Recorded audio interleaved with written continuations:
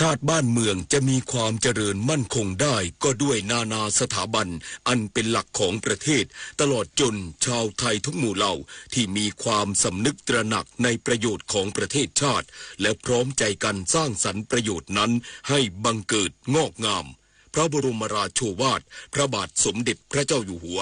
จบข่าวเอกวินกากนิกบรรณาธิการข่าวสุพัชรินทร์โพทองนาคและบุญมาศรีมาศอ่าน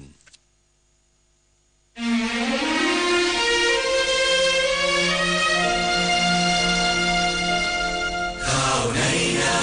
ปลาในน้ำคำโบราณ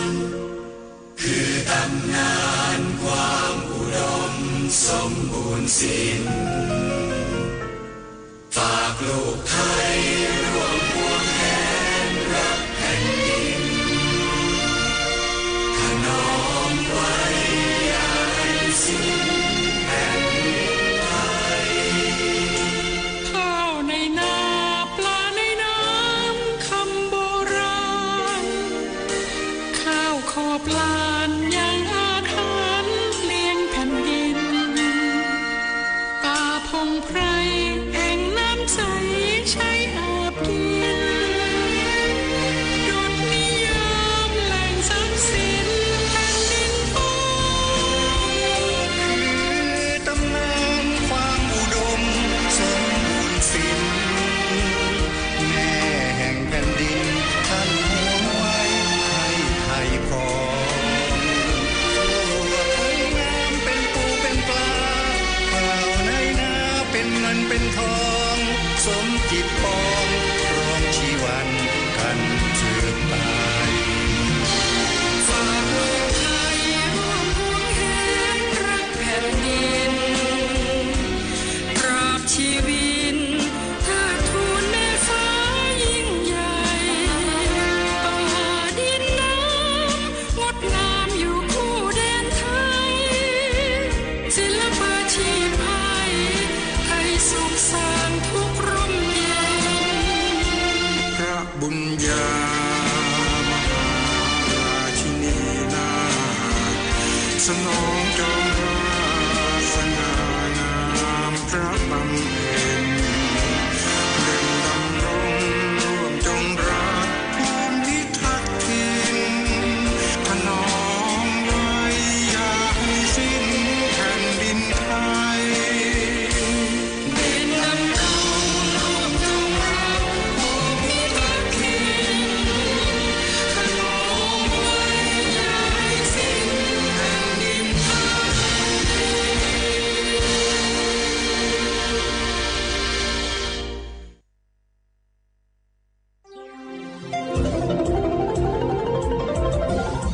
วิทยุแห่งประเทศไทยให้ความรู้คู่ความสุขสถานีวิทยุกระจายเสียงแห่งประเทศไทยจังหวัดเชียงใหม่ AM 1476 กิโลเฮิรตซ์สถานีวิทยุภาคภาษาชาติพันธุ์แห่งเดียวในประเทศไทยที่มีความทันสมัยเชื่อถือได้สร้างอัตลักษณ์กลุ่มชาติพันธุ์สู่สากล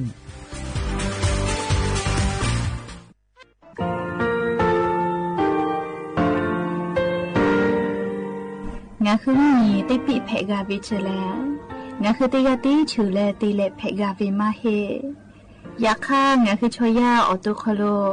กาติเชวิออโครคาติผาคาชุโยอาชุโยวิโยกาคาเดติเลอติเกกาพุติลาวิทัปปาตองาคือชอยาอาสติกาวิโยงาคือออตุคโลออโครคากาติเชวิอือเวอีเวมาโกติยาลิเลทอกาอายิอือเวคาชเวเพวิโยอรักวงงาคืออตุคโลอคืออคากาติยายามาเตียลาบิโลโกงาคือชอยาทอกาอาสติมากาวิคาชูงาคือมีติปิเพกาวิเจแลงาคือติมูติสุติเพเลอติยาลิเลอาชุโยเวอบูปุตาเวกันติภาคาเสติเกคาเดกากาติเชวิทัปปาตองาคือมีติปิชกิเพลากาวิโยเชแลงาคือเทโจมโครคางาคือมียาถา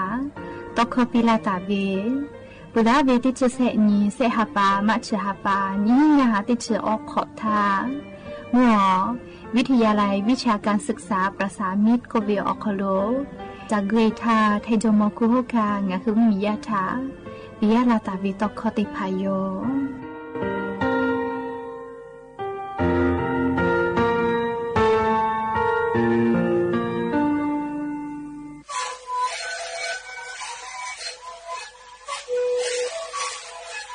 ชีวิตกูมันคือยาแก้เจ็บออกข้าศึกแล้วหัวข้อต้องเกี่ยวออกทีแต่ว่าที่ไหนเอ็มมาบ้าเต็มที่โอ้หาสุดที่เขาคิดว่าเล่นเล่นหมอกพ่อเอายาแก้เจ็บมาเลยดูแลแก้เจ็บมาเลยเล่นถือไปเอายาที่มาดิเทตาแล้วก็มาเข้าขยายเล่นเล่นแล้วหัวข้อก็เชื่อดีและงานแล้วหัวข้อก็เชื่อสมามาเข้าดูมาดูโย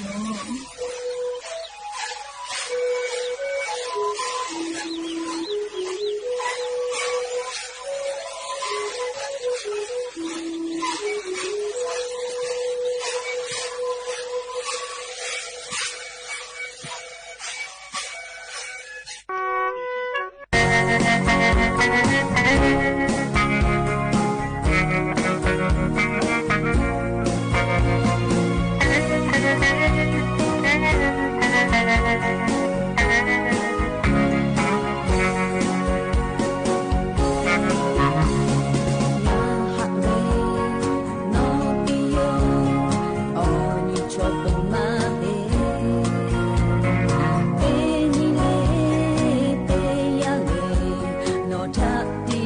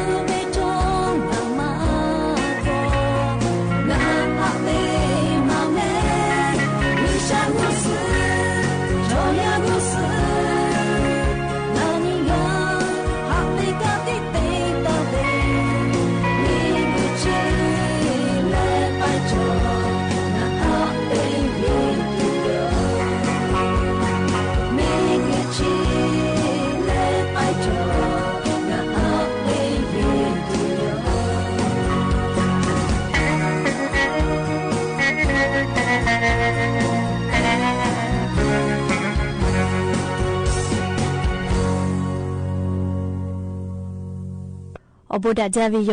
อย่าไปหาติปอทอกาดาจาวิโอยาเชอคโล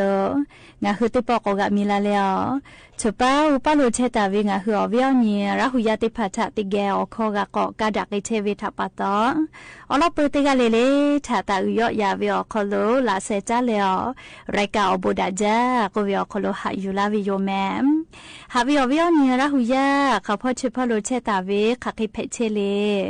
ติกาเลเลทอกาจาเมดอเมซุเมกาเมฮาเลดอซาเชอเลนาชุดเจเวียกานี่คือไทมิงกอคโลแลมุยิคอยาปืลาพ่อเชเลเลมุกะวิอยาคโลลุลาเชอวิโยจราปะตองะคือเตกาเลเลกาอเจ้ายาปีปาไกเชวิทัปตอจาเวดอเวเชเวจอเวเตเจเลเลพ่อกาอายิเตเลออาชุยอโตยอยากาทะคะเดญหาซาดักอิสิแม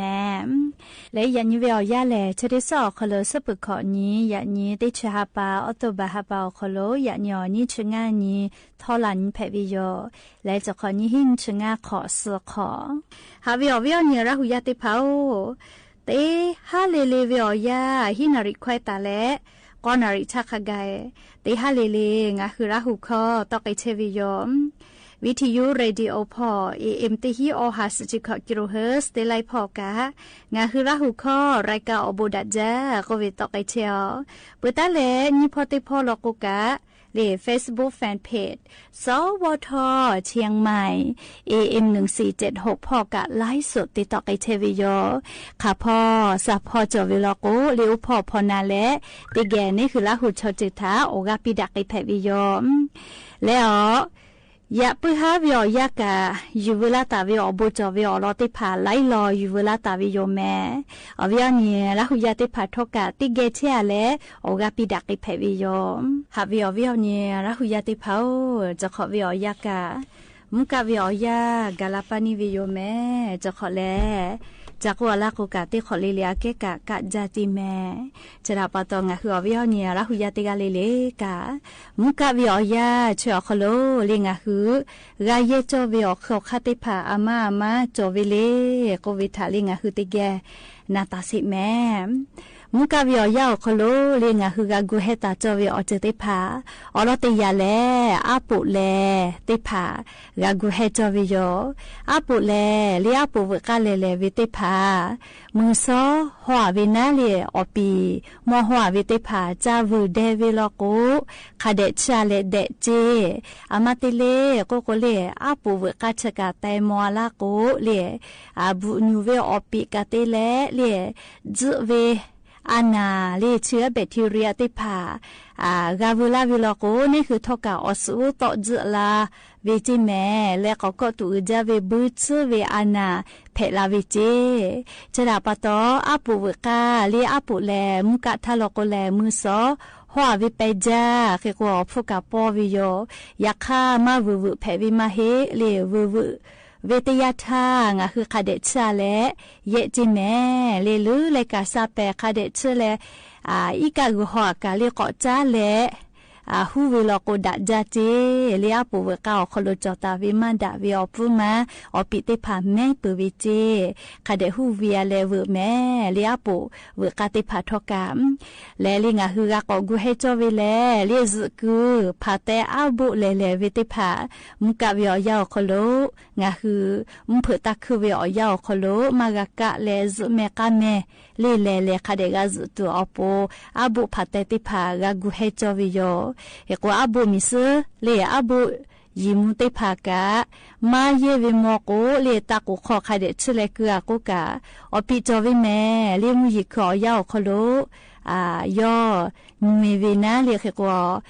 อาบุติภาข้อสุพติภากะอปิจอวิโยเขก็จะได้คือมุชาเลลาวิลโกเลเลอาบุลโกกอชโกดะจาวิโยเลคาเดชฮูเลก็วิลโกดะจาอยากขับผัดเตลโกชมาเพวิทัปตอมุชาตาหูแม่เลวเกปอติภากะมุชาตาหูลิมาฮิลโกจุเวอนาติภาเพลาวิโยเลซกุเลอายิอุจาแม่อลโกงะคือชยำผือวิอยาติหามาเลเลงะคือเยกไกปุตาวิอกาซาเลงะคืออตุกะติเชวิอเคคาติภากาเจกะตุอปูเลซกุคโลงะคืออาซวิโยซกุมาดะไม่กะซ คือจะเวอคโรจะเวทยาธาจะมือกามาเนวิโยติคือนอลาลอโกจะมือกามาบุกาเจมาลอวิลอโกกาออโตกานิมากะเกาะเทหาจหาเกลาวิโยแม่จะดาปะตอลิงะหือวิอเนียระหุยาติผาทออายิอุจาแม่เลซคืออคโลคาเดซแม่กาเมกาตัวอโปนาลีดักเกตุติพา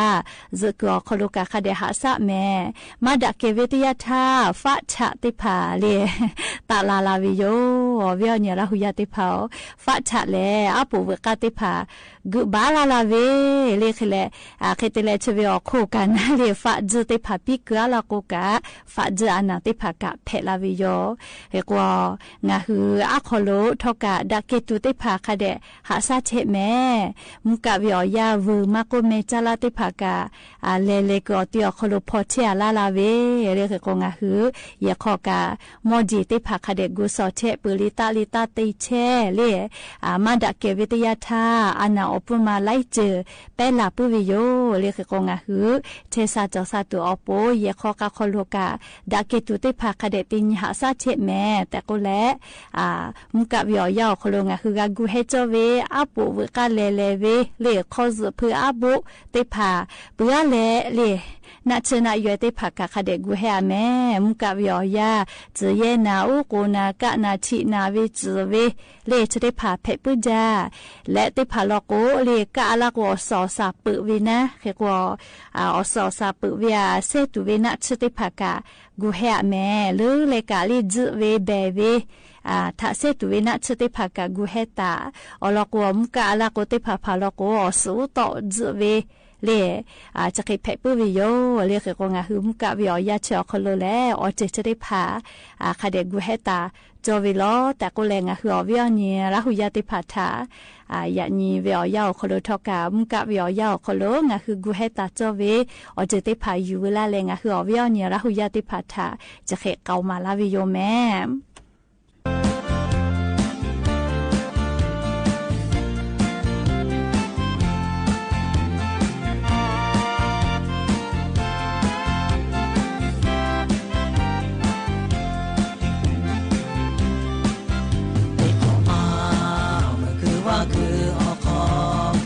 下些有哈下不那啦，俺有的大卫，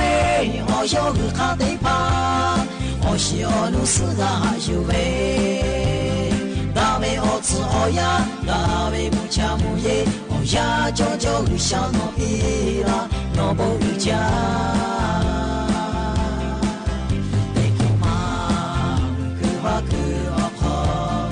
下些有哈下不那啦，俺有的大卫，我有个卡的怕，我是我路是个哈就喂，大卫我吃我呀，大卫不吃不耶，我呀就有小诺比啦，诺不有家，有下么，那起不来马尾，那起不马尾，得就来。就不拿拉切贝哟，让你看不起我喽，切贝拉胡呀得怕，得给苦破嘞，将世家不起木切贝，你苦嘛，那想得去我好，好是哈贝哈下不拿拉，目的话的。家个好，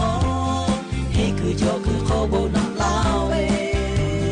莫好的马嘞嘞，一马的西嘞嘞，下的前面个下他，得给破起有下么，那起不来马尾，那起不马尾，得就嘞，就不那拉前面哟。西摩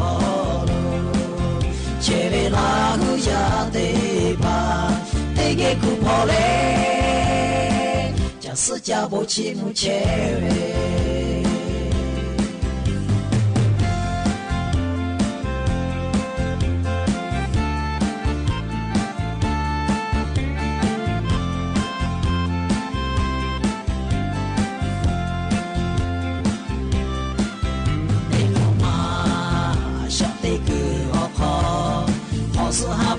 ชาโบนาลา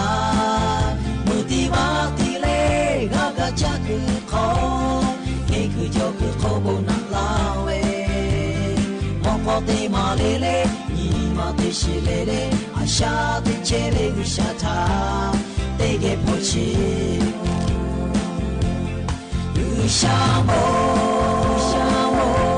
อาชิมุเลมาเมอาชิมุมาเมเตจูเล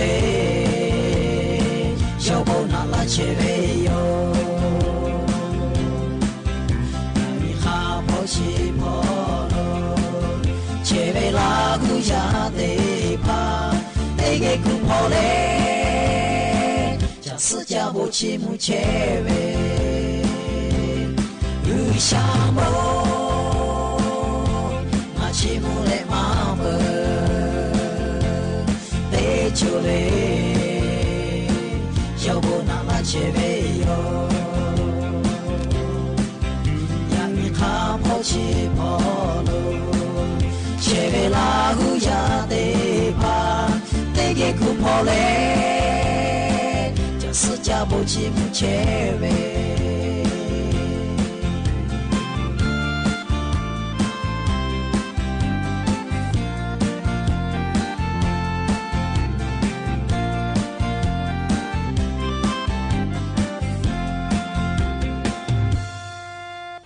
แล้วงั้นคือเราคุยเอาหมู่ขลุกกะจะได้เจอเวียยาแลเตขะปึเตขะจะสอกะเทจะเชวิโยจะขอป้าจะสอจะวิกะฮือจะโลจิเมเลียอามาเตเลก็เลยคือจะวิชอเตยาเลปุลาเวติญขอเวียยังงั้นคือจะสอมากะจะวิโมอะหิเลเฮกว่าจะสอมากะจะวิโมลาวิทับตอเลียชุกะจากะเวเลคือว่าชมมาจาโลจิเมลีไลเขาขลุกะคือกูมาลาโมลีด้วยวิชมาลาตุกะโดจิปทุชกะลากะลาเวโกเลลีเวโกชติพังอะคือนิเวลกุกะลีชกะลาถิมาโลเมอวิอนีลาหุยติภากะขอขลอคุพอจะสอใจวิกะอายุเวคเดนีเลียชุยอตัวยอเยกะทักะคเดนีหาซาดักไดแม่เลียวลอกวไล่เจเลยยาวิอคลุงอะคือเกลาลาวิหมอทอกะเยเวติภากะกาฟาวิโยเลเลกะจ้าตุดอตุติภาจาวิกาลีกันสอจ้าปุวิแม่ลาหุชมอคอกวิอจ้าปูจ้าเลือกกว่ามากุนะจ้าปูจ้าเลือกกวิบะจิเลียคือว่าจ้าวิดอวิกาเชซาจอซากาลอยเรียกคเดนสอจ้าแต่ก็แล้ววิอเนี่ยลาหุยติภาถามเพเชวิอเจ้ายาคาสเวสัตติภาทอกะอยู่เวลาแล้วเลจะเคชลาวิโยแล้วก็งั้นคือขาเคตีจ้าโกเลยงั้นคือจ้าคือตาวิอจะได้พาเรียกไก่ฟูพ่อชูจอเรียกไก่ฟูมากะลาดูขาเคกาตีจ้าโจวีนั่นเลยอลอเชซาจอกซาพ่อจ้าดาวิอลอเพวิโยเลติแกนาสิแม่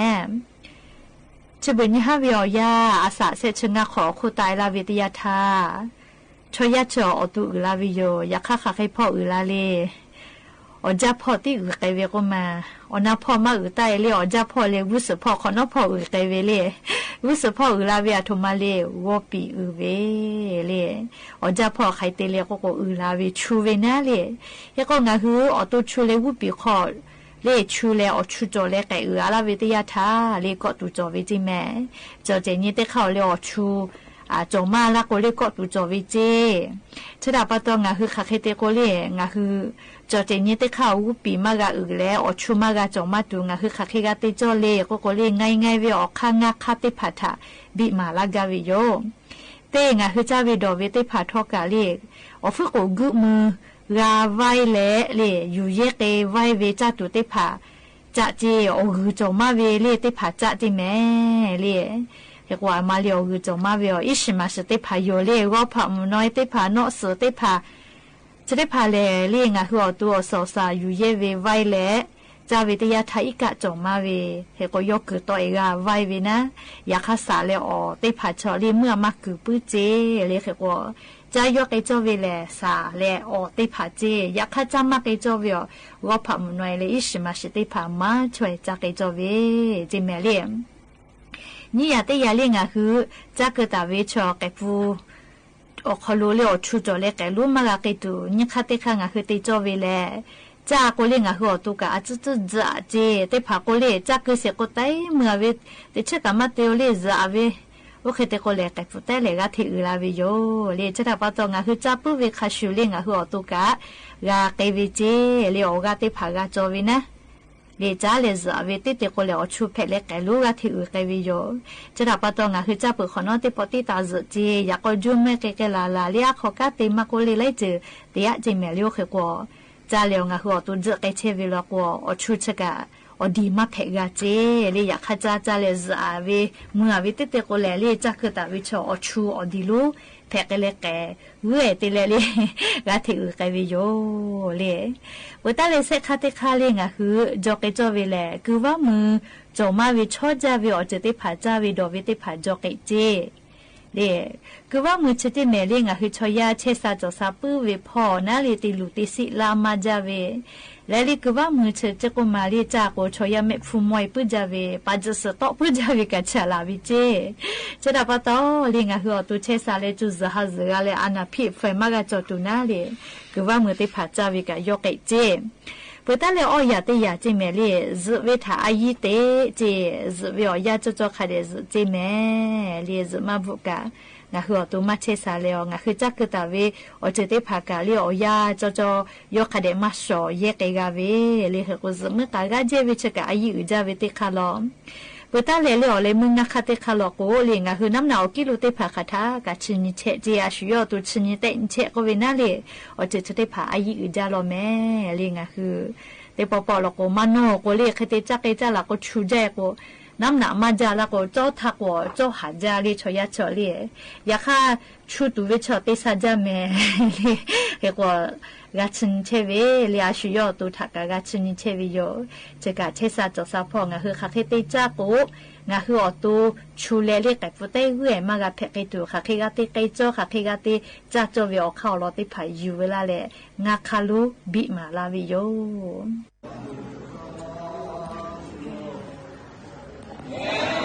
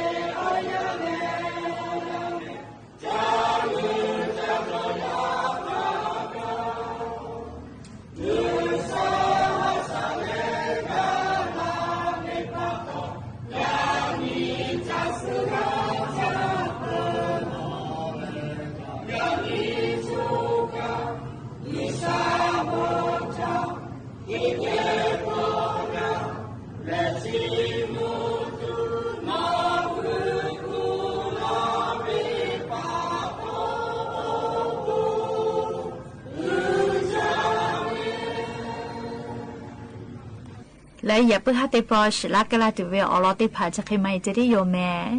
แล้วกะพอนาเลอโอกะเปลาเชวิเตกะลิลิทอกะอบูจาติกะลิลิซเมกะแม่เชซาจอซาเลจะสอจาเวอญอยาคโลดาเวอญอยาเปียวเวอญอยาเปปิติกะลิลิกะอบูจา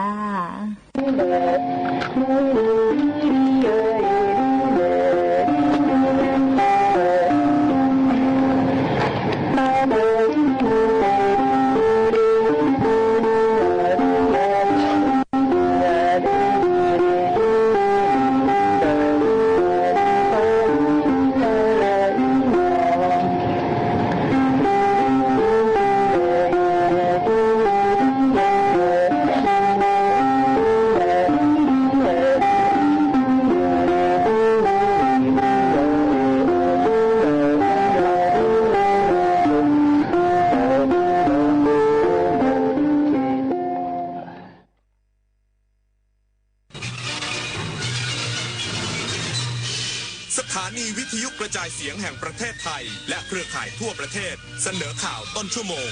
รู้เร็วรู้จริงเกาะติดทุกสถานการณ์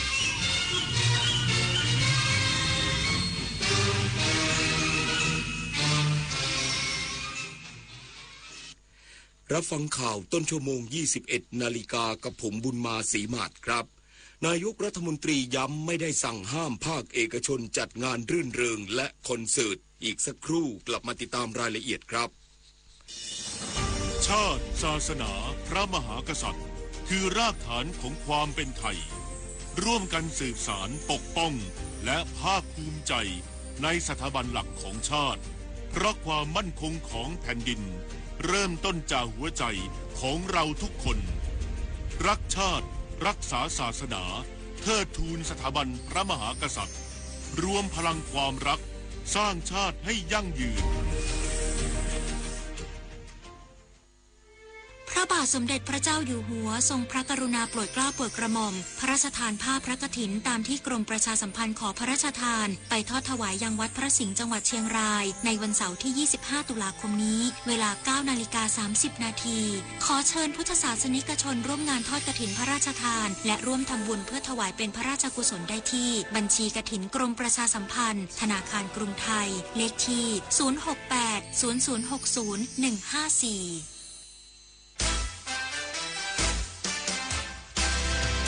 ได้เวลาช็อปได้เวลาเปย์คนละครึ่ง plus นโยบายรัฐหนุนการจับจ่ายเพื่อคนไทยทุกคนง่ายสะดวกรวดเร็วใช้สิทธิ์ผ่าน G-Wallet แอปเป๋าตังค์เท่านั้นเริ่มช็อปได้ตั้งแต่ 29 ตุลาคมถึง 31 ธันวาคม 2568 ตั้งแต่ 6 โมงเช้าถึง 5 ทุ่มตรงคนละครึ่ง plus รัฐจัดให้แบบ plus plus คนละครึ่งคนละครึ่ง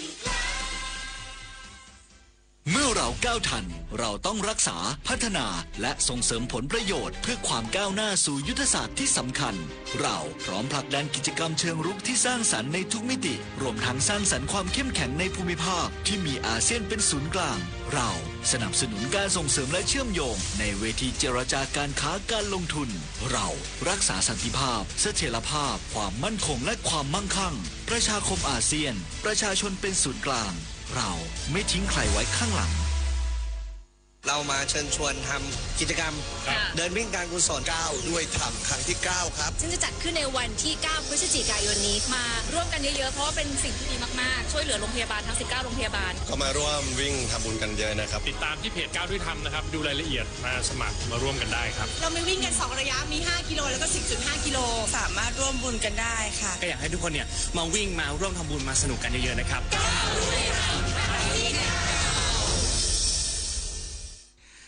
นายกรัฐมนตรีและรัฐมนตรีว่าการกระทรวงมหาดไทยย้ำไม่ได้สั่งห้ามภาคเอกชนจัดงานรื่นเริงและคอนเสิร์ตแต่ขอให้ปรับตามความเหมาะสมส่วนร้านขายเครื่องดื่มเปิดปิดได้ตามปกติโดยให้ผู้ประกอบการใช้ดุลพินิจในการพิจารณา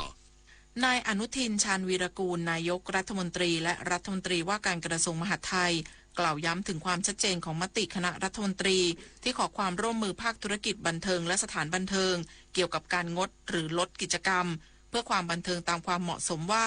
รัฐบาลไม่ได้สั่งห้ามภาคเอกชนจัดงานรื่นเริงหรือคอนเสิร์ตส่วนงานแต่งงานหรืองานบวชอะไรที่เป็นประเพณีปฏิบัติได้ตามปกติซึ่งทุกอย่างขึ้นอยู่กับดุลยพินิจตามความเหมาะสมเช่นเดียวกับเครื่องดื่มแอลกอฮอล์จะไม่กำหนดเวลาสามารถเปิดปิดได้ตามปกติเพราะขอความร่วมมือจากผู้ประกอบการและพร้อมให้ความร่วมมืออย่างดีจึงต้องขอบคุณมาณที่นี้ที่ทำให้เหมาะสมกับสถานการณ์และจะประกาศให้ผู้ที่มาใช้บริการหรือมาร่วมงานรับทราบเหตุการณ์ขณะนี้อยู่ในช่วงเวลาการแสดงความอาลัยเพื่อให้เข้าใจว่าจำเป็นต้องปรับลดลงตามความเหมาะสมด้วยมั่นใจว่าผู้ประกอบการใช้ดุลยพินิจในทางที่เหมาะที่ควรได้ส่วนที่ประชาชนสงสัยถึงคำว่าความเหมาะสมต้องใช้ดุลยพินิจจะไม่มีการกำหนดแต่มองว่าแต่ละกิจกรรมใช้ดุลยพินิจพิจารณาได้ขึ้นอยู่กับผู้ประกอบการพร้อมย้ำว่าหากเรามีการสูญเสียญาติผู้ใหญ่ที่เคารพนับถือควรรู้ว่าจะต้องปฏิบัติในระดับไหนส่วนตัวเองเชื่อในวุฒิภาวะของผู้ประกอบการและประชาชนไทยอยู่แล้วปิยาพันธ์ยังเทียนรายงานกระทรวงมหาดไทยขอให้ทุกจังหวัดทั่วประเทศลดธงครึ่งเสาแสดงความอาลัยแด่สมเด็จพระนางเจ้าสิริกิติ์พระบรมราชินีนาถพระบรมราชชนนีพันปีหลวงเป็นเวลา30 วัน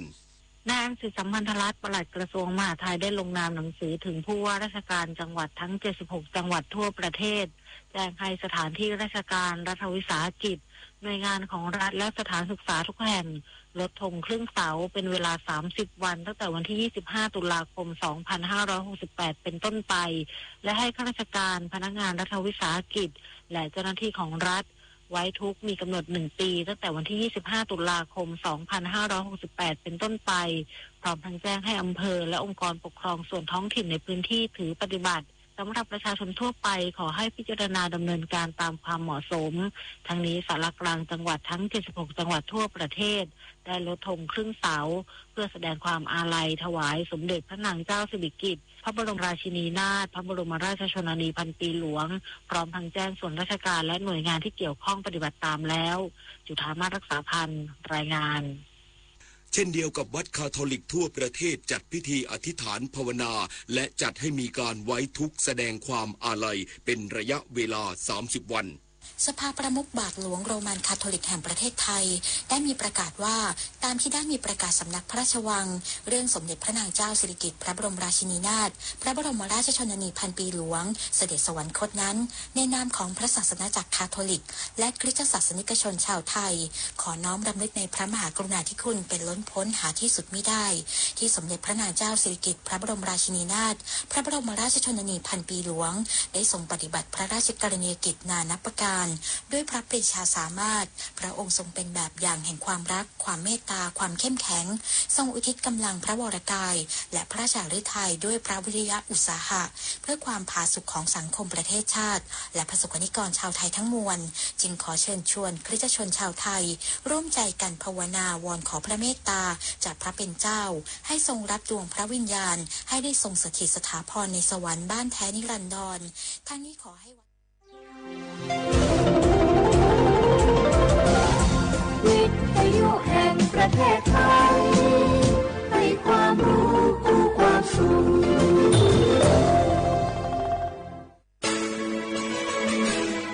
สถานีวิทยุกระจายเสียงแห่งประเทศไทยจังหวัดเชียงใหม่ AM 1476 กิโลเฮิรตซ์สถานีวิทยุภาคภาษาชาติพันธุ์แห่งเดียวในประเทศไทยที่มีความทันสมัยเชื่อถือได้สร้างอัตลักษณ์กลุ่มชาติพันธุ์สู่สากล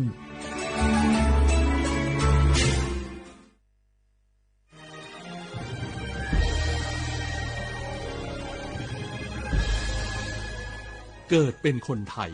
เติบโตบนผืนแผ่นดินไทยจงภูมิใจในความเป็นไทยชาติไทยเรานั้นนับเป็นชาติที่มีความเป็นมาเก่าแก่ยาวนานเรามีภาษาวัฒนธรรมและมีสิ่งต่างๆที่เป็นเอกลักษณ์ให้เราได้ภาคภูมิใจในความเป็นคนไทยเราควรเห็นคุณค่าและมีความรักชาติหวงแหนแผ่นดินอันเป็นมรดกของบรรพชน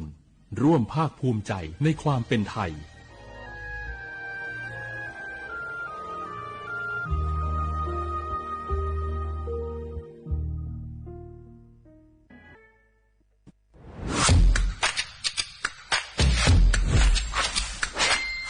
กลับมาแล้ววันนี้กับโครงการคนละครึ่ง plus รัฐออกครึ่งประชาชนออกครึ่งช่วยเศรษฐกิจไทยหมุนเวียนเติบโตถ้าเราช่วยกัน plus ต่อยอดให้เศรษฐกิจไทยเติบโตอย่างยั่งยืนด้วย5 plus plus ที่ 1 เพิ่มช่วงอายุผู้เข้าร่วมโครงการจาก18ปีเป็น16ปีplus ที่ 2 เพิ่มวงเงินใช้จ่ายจาก150 บาทเป็น200 บาทเพิ่มพลังซื้อของประชาชนเพื่อกระตุ้นการหมุนเวียนในระบบเศรษฐกิจฐานรากลดภาระค่าครองชีพ plus ที่ 3 เพิ่มสิทธิพิเศษด้วยการดูแลผู้ที่อยู่ในระบบภาษีให้ได้รับสิทธิพิเศษมากขึ้นเพื่อสร้างแรงจูงใจให้ทุกคนร่วมอยู่ในระบบอย่างโปร่งใส plus ที่ 4 เพิ่มโอกาสให้นิติบุคคลขนาดเล็กเข้าร่วมได้ให้ธุรกิจเติบโตเป็นกำลังสำคัญของเศรษฐกิจไทย plus ที่ 5 เพิ่มทักษะใหม่เพื่อพัฒนาให้ร้านค้านำความรู้ใหม่ๆมาช่วยเพิ่มยอดขายลดต้นทุนเรียนรู้เติบโตและปรับตัวไปกับเทคโนโลยีใหม่เพื่อสร้างเศรษฐกิจที่แข็งแกร่งจากคนละครึ่งสู่คนละครึ่ง plus ไม่ว่าจะสั่งข้าวคนละจานชาเขียวคนละแก้วขนมเค้กคนละชิ้นหรือหลายๆชิ้นก็ใช้ส่วนลดได้ทันทีสูงสุดวันละ200 บาทแถมใช้กับฟู้ดเดลิเวอรี่ก็ยังได้สำหรับประชาชนไทยอายุ16ปีเป็นต้นไปสมัครรับสิทธิ์ผ่านแอปพลิเคชันเป๋าตังวันที่ 20-26 ตุลาคม 2568สำหรับร้านค้าที่สนใจร่วมโครงการสมัครได้ผ่านแอปถุงเงินวันที่ 15 ตุลาคมถึง 19 ธันวาคม 2568แล้วเตรียมพร้อมรับลูกค้าจากทั่วประเทศเพราะนี่คือโครงการที่คนไทยทุกคนช่วยกัน plus เพื่อให้เศรษฐกิจไทยโตไปพร้อมกันโครงการคนละครึ่ง plus ดำเนินการภายใต้เป้าหมายที่ชัดเจนของรัฐบาลในความต้องการกระตุ้นเศรษฐกิจลดภาระค่าครองชีพให้ประชาชนและยกระดับศักยภาพผู้ประกอบการไทยให้พร้อมในยุคดิจิทัลโดยยังคงยึดหลักความโปร่งใสตรวจสอบได้และป้องกันการใช้สิทธิที่ผิดวัตถุประสงค์คนละครึ่ง plus เพิ่มพลังเศรษฐกิจไทยพร้อมโตไปด้วยกัน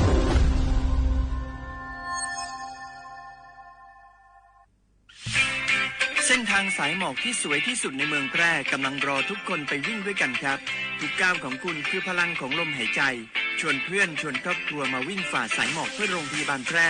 ในวันอาทิตย์ที่ 7 ธันวาคม 2568 บริเวณลานกิจกรรมหลังวัดพระธาตุช่อแฮมาร่วมกันส่งต่อพลังแห่งความดีเพราะทุกก้าวของคุณช่วยต่อชีวิตให้กับผู้ป่วยในโรงพยาบาลแพร่สมัครได้เลยวันนี้แล้วไปวิ่งด้วยกันในวันอาทิตย์ที่ 7 ธันวาคม 2568 พบกันบริเวณลานกิจกรรมหลังวัดพระธาตุช่อแฮนะครับฮัลโหลสวัสดีครับพี่น้องอายุอันนี้เดือขยาวโฆษณาไกกะกอสถานีวิทยุกระจายเสียงแห่งประเทศไทยจังหวัดเชียงใหม่พปานเนอบีเคฮอมอนาแอออนหลิญาเมเจสถานีวิทยุกระจายเสียงแห่งประเทศไทยเฮนาอย่าซิมก้อนบีเอดูอย่าล้อนแต่ช่วงหางละหาเชลกับปจักกันเนอดูพ่ออีสอนนี่กามาเล่าเนกามองขากากายกุญญาอายุเนียวโฆษณาบีเกหมอญาแลนึงมาอ้อนนานากาไงเหลียวเนไงทอนยังอายุเนียวนากาสัมโบนาขอนี่จำยองาซุงมีสีโกจำยอโกเย่และงาเดใจที่โบนาขอนี่จำยอเวนี่มีโกเย่งาสีเวและงายีเนียวมาเจอเกญาบุกกี้ดูนี่สิข่าวรับสมัครไปทำงานต่างประเทศเห็นว่าจ่ายทั้งค่าตั๋วเครื่องบินให้ที่พักฟรีแถมมีโบนัสตั้ง5 เท่าของเงินเดือนมีเงินส่งให้ที่บ้านสบายเลยแต่เขาขอค่าดำเนินการเป็นแสนใช่ไหมแล้วก็ให้กรอกข้อมูลส่วนตัวแอดไลน์สแกน QR Code ด้วยรู้ได้ไงอ่ะกำลังจะโอนเงินไปพอดีเลยก็ตอนนี้นายหน้าเถื่อนกำลังระบาดหลอกไปทำงานต่างประเทศรายได้ดีมีสวัสดิการเลิศพี่สาวฉันโดนมากับตัวเสียเงินเป็นแสนแทนที่จะได้โกอินเตอร์โหแบบนี้ก็พังหมดสิขอบคุณนะที่เตือนเกือบไปแล้วเมื่อไหร่เราคิดให้ดีก่อนเชื่อเช็คให้ชัวร์ก่อนแชร์แยกแยะข่าวก่อนตกเป็นเหยื่อไม่เชื่อไม่รีบไม่โอนโดยสำนักประชาสัมพันธ์เขต 3 กรมประชาสัมพันธ์ขอชอเป็น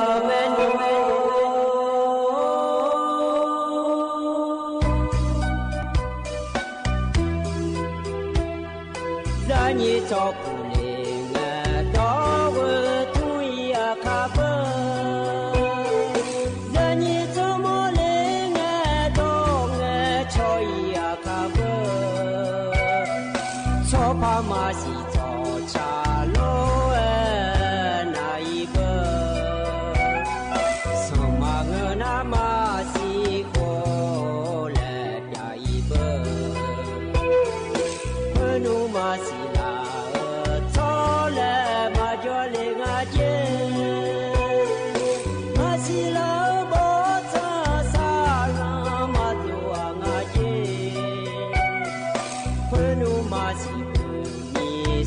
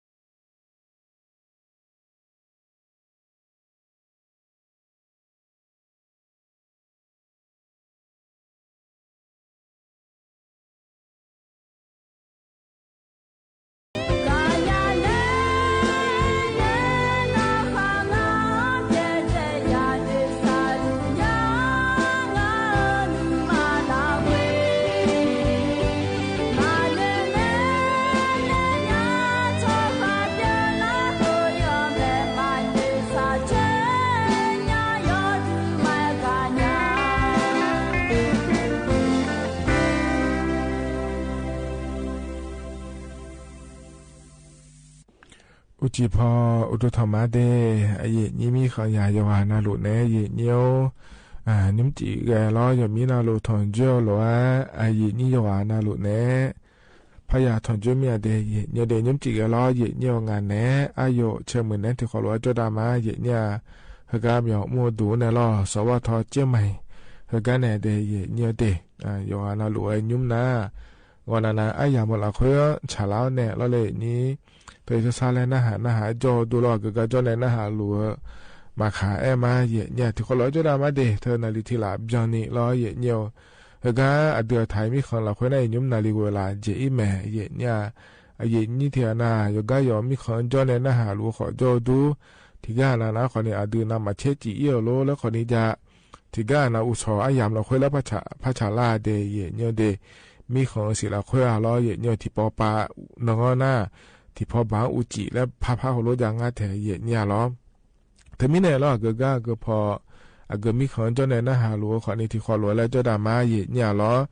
นิมจินะเจ้าเนเจ้าโกนงเนเกล้าแม่เดเยเนี่ยเดมีเนี่ยล้อเลยเยนี้อินนะล้อก่อนนะอันนั้นฉลาลัวมีเนี่ยก็กอแถลัวเจมาจานะขอนี้เยเนี่ยเธอก็อดีอาคาก็อดีอาคาเด็กก็โลและอาคาโนอายามพังกันยาวหลวเพราะในปีนั้นหาดามาเดเธอแต่บางเงรอเย็นนี่นะก็ต้องเชื่อก็รอเย็นเนียวย่องพังกันก็โลแล้วก็จะการอากาศได้ในปีสิปีกามาเย็นเนี่ยล้อแต่ก็เจริญเงี้ยรอเย็นเนียวเธออดีถ่ายจ้าหาล้อชอในรอบริษัทมาเพราะในรอเย็นเนียวเธอชอมีของรอออสเตรเลียมีของแม่แคนาดามีของละคนแม่ล้อก็จะยุ่งใจเนี่ยมาเดแล้วรอวีซ่าเจ้าเนี่ยมาเดแล้วชอลาเนี่ยไม่ซื้อไปซื้อยอมอย่างนี้ต้องอาเจเย่เนี่ยหรอถึงมีเนี่ยก็ดูข้าน้องอาจจะการอากาศแต่ในปีสิบปีกันเนี่ยยุ่งๆนะหรอเย่นี่อยู่อ่ะนะหลัวยาวๆผายหรอถึงก็แต่หนูจัดเลยงานจัดเลยออกไปก็ดูนะหรอแต่ก็บริษัทชมยามหางานเย่เนี่ยก็แต่ในไม่ซื้อไปซื้อเดนี่ยาชมยาแบบเนี่ยที่อันน่ะที่นาล็อกมือบาที่นาอาเซเนสดายาเจียคนนี้จอยคนนี้ยุ่งก็คนเนี่ยชมไม่เข้ามายาอิดวาสีเดแล้วรอถึงมีเนี่ยแต่ก็แต่หนูโดยจะจัดเลี้ยงหายเนี่ยไอ้คนในบริษัทปอลน่าล้วนจะไม่ดูเลียสีเดเธอไม่ซื้อมาโลดด้วยเจ้าโลแล้วรอเนี่ยไอ้คนเนี่ยอีนุ่มรอบริษัทเธอแต่มันก็ยอมแบบนี้จ้องอาเจียเนี่ยตัวนี่ไม่ซื้อล่าล้อเลยนี้อีกครั้งกันในรักเกินในซื้อล่ามารอเธอบริษัทมาพอในหัวเดินเนี่ยมาเดล่ามาล้อเลยนี้แต่มีเนี่ยเราให้เจ้าเนี่ยพาขนมอาจจะการอากาศด้านนั้นในปีสิบปีกันเนี่ยรอเยี่ยวก็เราเยี่ยวไม่จะการอะไรมีนะเนี่ยยุ่งและไอเนี่ยหมอเหนะเราเลยนี้เธอเนี่ยคนละครึ่ง plus และขั้วเฮกามเดเนี่ยเดรัฐบาลปนัยจากการอากาศโดเหลืออย่างง่ายเนี่ยเธอหย่อเยอะอายามกันนะหย่อบีเยอะแล้วมาเงินนะเราเนี่ยหย่อมาเยอะนี่สตาร์แต่ยูเกอแล้วขอเนี่ยมาเดินเนี่ยจะเดย์เนี่ยเดี๋ยวมึงน่าอยู่กับย้อนอ่อนแน่เนี่ยเราแห่งานหยิบผ้าบ่ายย้ายเลยแล้วงานนอนที่ผ้าบ่าเนี่ยอ่อนแน่ย้ายแล้วนอนที่ผ้าบ่างานบินเนี่ยเราแล้วเราอย่างเดียวหัวเรือขอนี่มาเจ้าหน้าจีเนี่ยหัวเรือเจ้ามันเนี่ยอายุมาอายามอนอายุบ่จะได้เนี่ยเดย์ยุบ่จะสตาร์อยู่แบบนี้ขอเตี้ยขอนี่ยังยาเดย์เนี่ยเดย์ที่ไม่ได้เห็นอันนั้นยิ่งช่วยเหรอมาเกล้ามีนะนี่ยาสิญญาภายแล้วงานจะการอากาศตอนนั้นในปีสิบปีการเลยเดย์เนี่ยเดย์ที่คนเราจะได้มาเนี่ยเหกันนะเนี่ยอันนั้นจะไม่จะเนี่ยมาเดย์เนี่ยนิ่มจีเหกันเนี่ยนะทอนจ่อละอดีตอาคาอันนั้นนะเดย์เนี่ยเดย์อีนั้นนะคนเนี่ยทองละนอนฉลางะเดย์เนี่ยบาลาสีนะคนเนี่ยเชสีอาคนนะเชที่หกงาเดย์ไทยอันนั้นนะอีน่ะวันเสาร์อันนั้นนี่เชงาบาลาสีนะตุลาคมและขั้วสีอาโคนะคนเนี่ยนี่พังายาโกชี้เดย์เนี่ยเฮนะโคตัวละตัวละนี่นะทอนจ่อนิ่มจีอายามเมื่อละคุยเดย์เนี่ยก็ต่อชาติดิบยุ่งแล้วจะแม่นะหาดามาเนี่ยเฮก็ยุ่งเพราะในปีนะหาดาเฮนะคนเนี่ยอุดุมเจลาแล้วอโดศิลาและขั้วในชาต่อช่างอเดที่คนละนะหาเบียดามาเนี่ย เ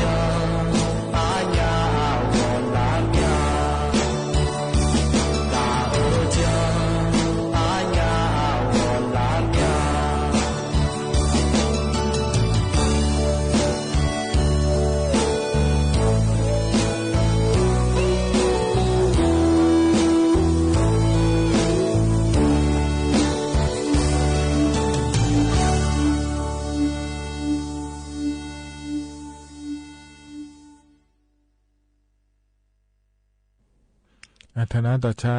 การนิจิเอเยเนยถอนจ้อยอย่างเมื่อละค่อยเพราะในปีหน้าหาดาวเราอย่างเงี้ยวโอดุมเจลาและงานเดอโดสิลาและขั้วกันในชาต่อชาแม่เยเนี่ยยาละหาบยอดูเดเยเนียวงานนี้อายุเชื่อมือในทุกคนรู้จะดามาเดนิมจิกเดเยเนียวเยเนียวอินุมทกาเราเจละเงกรมการจัดหางานและขั้วปานเนี่ยก็ดูเยเนี่ยทกาถ้าพอจะพอจ่ายเร็วต้องการเจเยเนี่ยยอทกาอย่างเราเดือดถ่ายช่องหายไม่เสื้อเนี่ยเราเนียวฮือบาเราบริษัทพอปานเนี่ยเดแล้วออสเตรเลียมีของอะไรเยเนียวกาบิมินามาเดเราแคนาดามีของเขาในออสเตรเลียมีของงานเทเยเนี่ยเรากาบิมินามาเดแล้วยอมมาแล้วก็กอดตัวเลยนามาเดแล้วเอ็นเดมิสุนัสดาลาจ่าเดเยเนียวเจลังเงเราเยเนียวเธอดอต่อหรือว่าก็เงเราสุ่มยากาเจนี่เจ้าจงอาเจเยเนี่ยสก็ยอมมาเนี่ยบริษัทปานเนี่ยละมาเดแล้วเราเยเนียวเธอไม่สุลาเนสดาลาจ่าเดเยเนียวก็บริษัทชมยมาอ่างเยเนี่ยเราเธอเนี่ยวีซ่าจนไหนเนี่ยบีโดนยามาแล้วธุรกิจงานเจเนี่ยก็บิวเอียก็ดูเราส่วนนั้นเกิดเธอนี่มีของเราคือเราเลยเยนี่ไอ้นักคนนี้แต่มันก็งานเยเนี่ยสุ่มยากไอ้เนี่ยจังเลยเราเยเนี่ยพี่ว่าป่ะไอ้ก็เงี้ยเราเถียนนะคนนี้กูมือบ้านเนี่ยบิมเอาโลเถียนที่เสงามือบ้านเนี่ยบิมเอาโลแล้วงานเถียเยเนี่ยเราอันนี้พี่พอป่ะสโลเลยเขาสุ่มยากเจนี่แต่คนเนี่ย你前年两把人呢，都来俺姐人家这个头头呢，没事呢，说他来家头，แล้ว俺也跟俺呢，你喝啊，他个他挪把家里，เรากรมการจัดหางานแล้วขั้วป่าจาเลี้ยวเราเยเนียวงามาหัวจังหลังอเดแล้วเราเลยเยนี่เธอไม่เนี่ยเราเยเนียวอีนุ่มนะเราเลยนี่เธอก็ดันหัวป่าก็ดูนะคนเลยเธอก็บริษัทเธอก็ทำหัวอยู่บ่แล้วเลยเจรูไม่เดเยเนียวเดเธอไม่เนี่ยก็จะการการดันเนี่ยเฮออาจจะไม่เนี่ยงั้นเลยแล้วนะเราเยเนี่ยเธอเนี่ยอีนุ่มนะเราช่วยหามาดูไหมบริษัทปานเดแล้วมาเราเยเนี่ยก็จะเป็นวิญญาณมาเดแล้วมันเสียชอลาเนี่ยเราเยเนี่ยสดาลาจ่ายอมอย่างนี้จ้องอาเจเยเนี่ยพวกคนนี้รักเกินเนี่ยชอลามาเราเนี่ยไลน์เขาปานเฟซบุ๊กปานบุญฐานเนี่ยอินเทอร์เน็ตเขาปานบุญฐานเนี่ยเยเนี่ยชอมาเดเยเนี่ยเด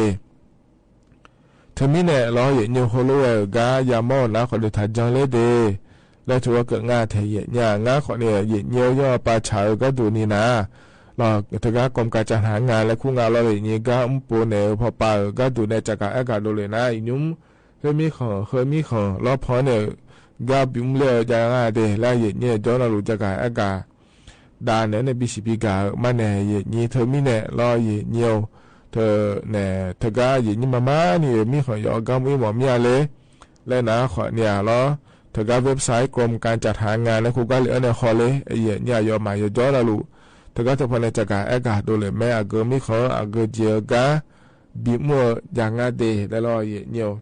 ถ้าก็จะเดินเลยในฮอลลีเดย์เยเนี่ยเด็กกรมการจัดหางานล้อเว็บไซต์และคู่งานเทเยเนี่ยล้อเว็บไซต์กรมการจัดหางานบางเงื่อนเขาหน้าขอเนี่ยถ้าก็อยากหน้าขอเนี่ยงาขอเนี่ยเขาก็พอในเยเนี่ยเมืองคาติโปแล้วจะเลยไงล้อเนี่ยจากอากาศด่านในบิสิบิกามาเยเนี่ยถ้าก็จะพอขอเนี่ยถ้าก็จะพอในเนื้อหาในขอเนี่ยเกินยาแล้วรอเนี่ยขอนี่เราช่วงอันนี้รู้ว่าเฟซบุ๊กปานเงินกาโลเลยเนี่ยอินเทอร์เน็ตพอปานโลเลยเราเห็นเนี่ยบางเงินนะขอเนี่ยพวงคนนี้ละเกินเนี่ยชอลาเนี่ยบิมเยอะเฮก็เดินนะถ้าจังได้เดแล้วเราเห็นเนี่ยแห่แต่โน้พระจ๋าเนี่ยเราเนี่ยบิซื้อเลยสุดท้ายบิหลายใจเลยแล้วพระขอเนี่ยสุดท้ายอยากหัวพาโยดื้อไม้สาเห็นเนี่ยเราทีนี้เนี่ยเราเห็นเนี่ยเธอย่อยาพายเลยเราจากการนั้นในบิสิบิกาเลยเดเยเนี่ยเดเหตุการณ์นั้นเนี่ยต่อชาติบิมแล้วพนักหัดมาเยเนี่ยอันนี้บุษในชาต่อชาเดเยเนี่ยเดมาเงี้ยเล่ชุนยาและชาต่อชางาเดที่เขาเล่นนะครับจดมาเยเนี่ย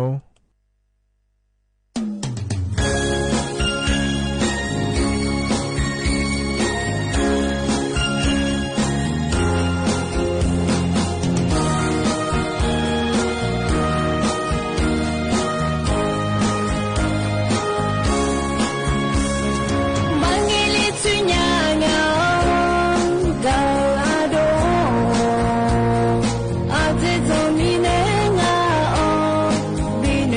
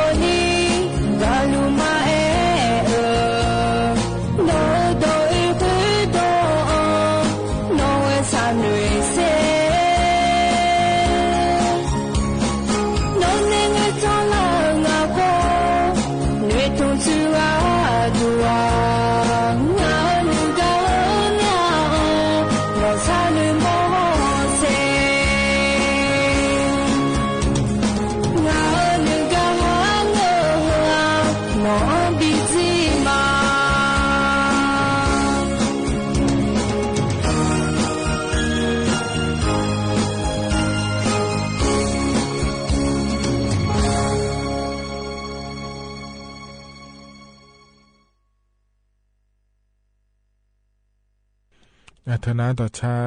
หล่ออันนี้ผู้สื่อในชาเองาเดหล่อมาเงี้ยลิชุนยา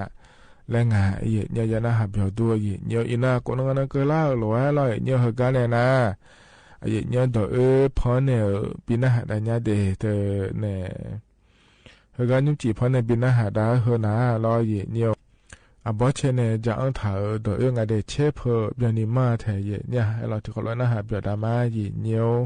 那个那我从那家路也讲了，我今我新家家么了，米家爸爸路个过来呀，过那，米家爸爸路个过啊来那好了，我今个的，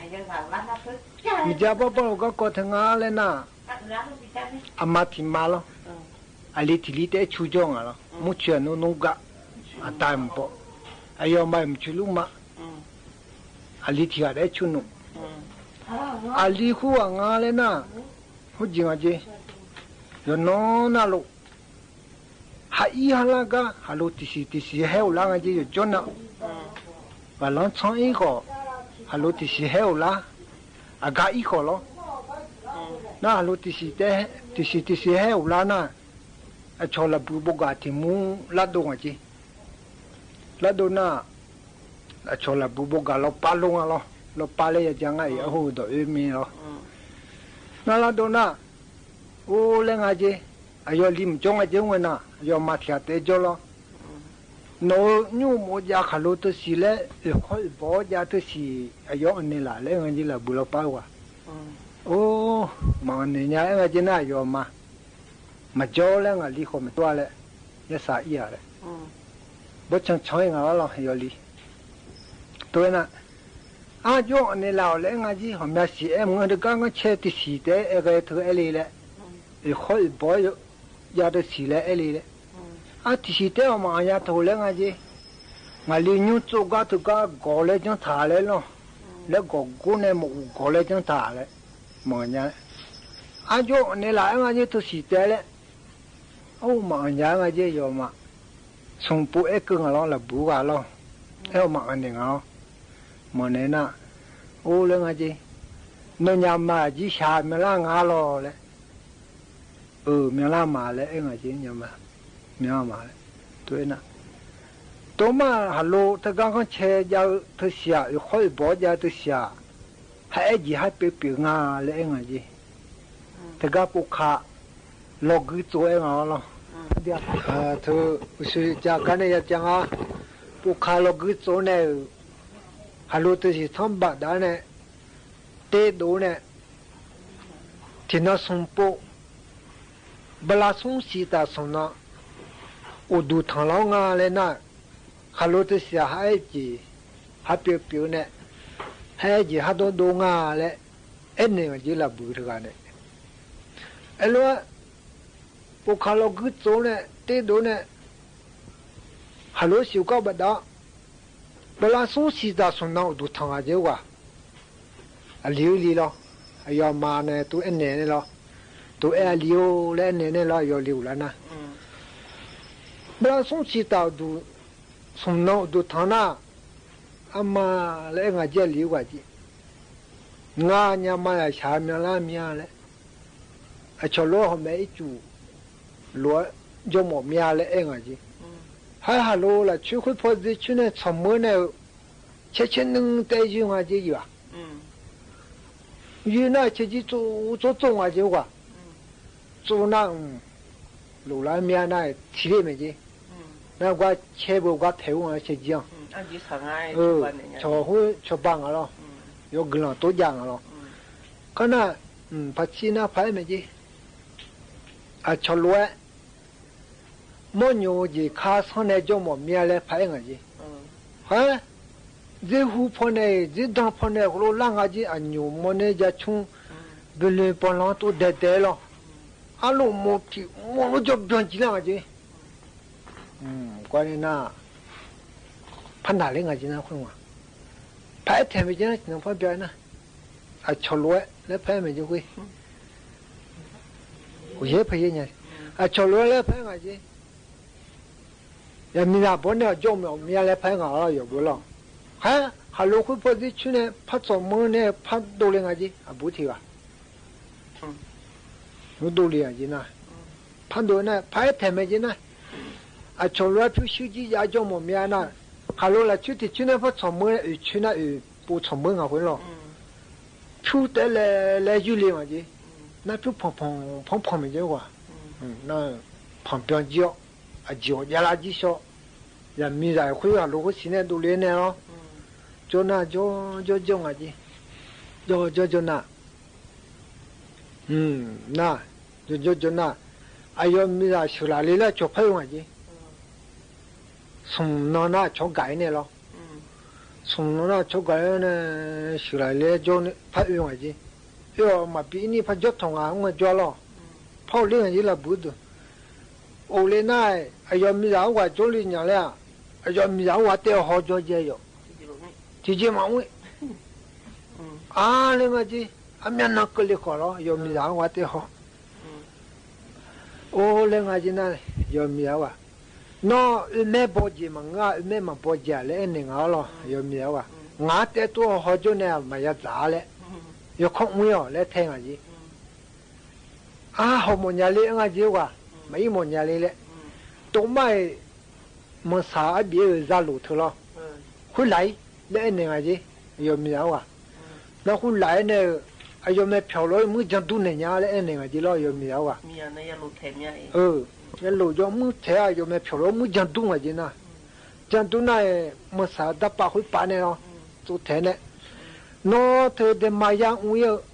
เฮพอเนี่ยเดมาเรเลเฉยมาถูเลยนะคุณบอกพอจูไถเลยไงเจอยู่อบาเถอะก็เขาเฉยเลยน้าบอกคนเนี่ยเฉยกุลามาถูเลยนะเฮพอจูลาเลยพอปัจจิ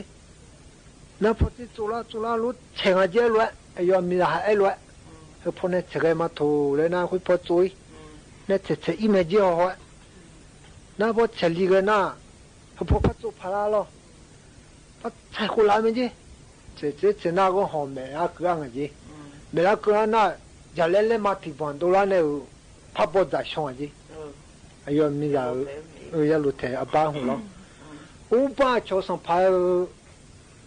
牛没洗嘎塔嘞个子，那不没看，嘎塔嘞那不没看嘎塔那，那不上跑个好忙个子那，没家把路啊把块了，好忙了地方带有些。yang ngaya wa shune phabi waji bishulali le shulali na o le ngaji di manga le ngale no thanu sha le ngaji lo ayo ji jaw ga lo abu wa nga ya li nga le no mala ho ku nga chon to mangai chojo ma le lo no nga li nga le thanu sha le nga le zita na yo no na no aji bu le nga ji yo no aji bu ne aji bo khoto yo aji la di gu le aji pe khang gu le aji ho gu le lo elo yo mi le zona yo no aji bu nga yo boy aji boy ola aji bo kho yo la di gu ga lo la di ti khom ma ga lao ke yo la di yo la di na la di gu gaพับบุยถ้าของพักกูเราอยู่บุถ้าของที่เข้ามากับเราเกิด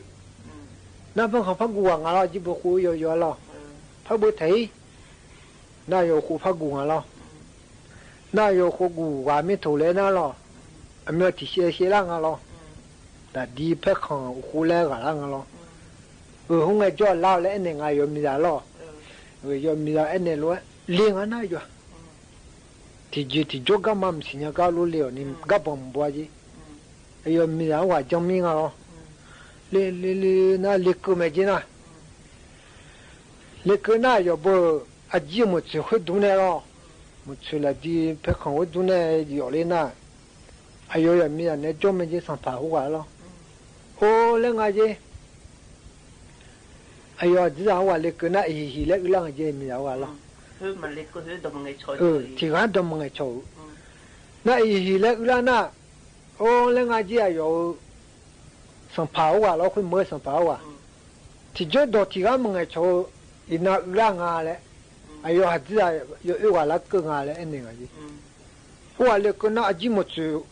ตรงคนน่าเล็กจีเนี่ยสัมภาระเนี่ยตรงช่องอะไรน่าสัมภาระมันจืดว่าน่าผู้การเล็กเนี่ยตรงอะไรมีจ้าบ้าหลวงดีเนี่ยหรอดูน่าโอ้ยอดใจอยู่ว่าล่างอะไรอยู่คนล่าแล้วดิเสล่าแล้วเอ็นหนึ่งอ่ะสัมภาระบุรุษโนอินาโนจิหุอินาโนจิเมล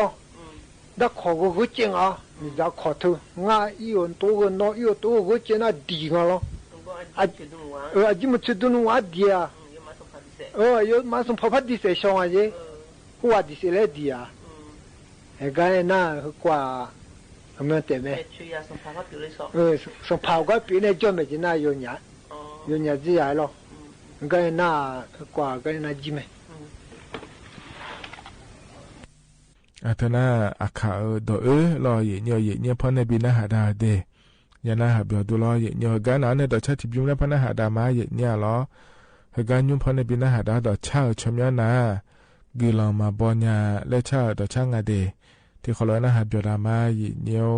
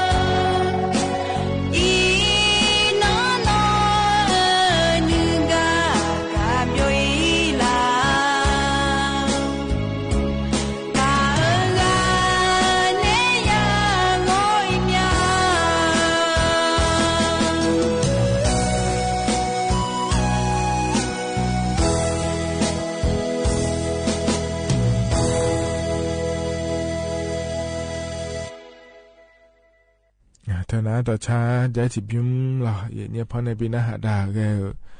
ยานาหาเปียวดูเดยเนี่ยเดือกันเนี่ยนะอย่ามาเจล่าเฮล้อเนี่ยอายชากันแล้วปีหน้าหาดาแกมาเดนิ่มจีเฮก็พอในปีหน้าหาดาเฮนะแล้วเนี่ยอายุมีคู่จะสอบมาในงานเดเฮก็มาอย่ามาเจล่าหรือพอปีหน้าหาดาเนี่ยรอกว่าอีมาโยนน่ะเราจิวมือเดยเนี่ยอาคารสอนจนงานฉลาแม่เนี่ยที่มีเนี่ยล้องานเนี่ยอายุเชมือเนี่ยเฮก็มีมุดูเนี่ยล้อสวทเจหมายเนี่ยนาฬิกาแล้วเนี่ยว่าหลังเกินนิติขอล้อแล้วพัฒนจุฬามาเดก็อีมาเดอุดุธรรมะเยี่ยมจริงๆวันนี้นี่บอกว่าที่เรามีใจอันนี้นะใครมา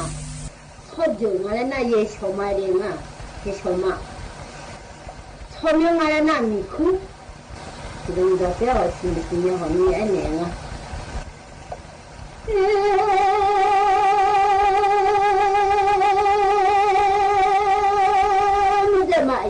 那嘛将来大会这嘛去弄呀我大我们家我在那嘛去弄呀大了嘛一老帮现在嘛新面要嘛你的哈提啊，绕你绕住在，啊是老路了，那大路一老帮，现在是老那大路哎，走了嘛。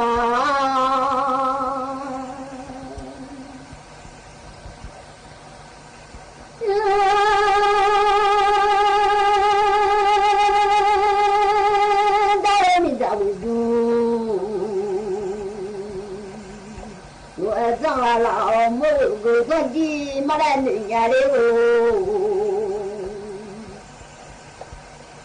母还住个个的马来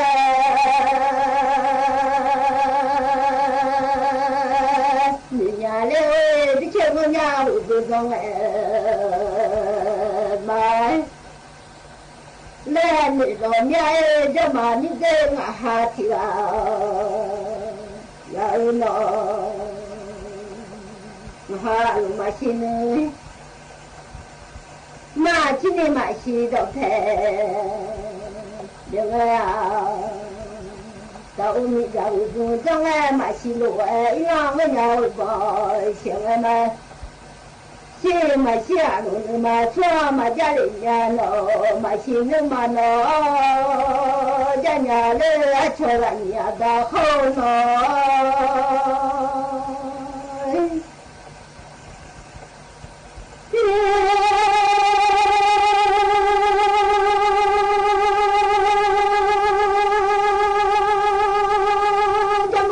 nhà lên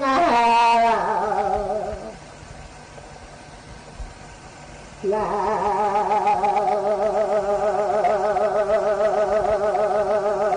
nhà đi về đã lo gì nhà ông con đi ôi nó chỉ là khát thon là nhiều điều chỉ hậu là khát thon là nhiều lên nó mi là khát xa luôn lên nhiều hơn nó dù bà đi họ lùa bà già yếu phong nó là nữ nhà hết tôi phải gì là bà gà là luôn lên nhiều bà lên mình ra mà xin nó mà nhà nó dù bà đi họ lùa bà già yếu phong nó lò mà yêu không đi họ lùa bà già mà lên nữ nhà có tôi phải gì ô lô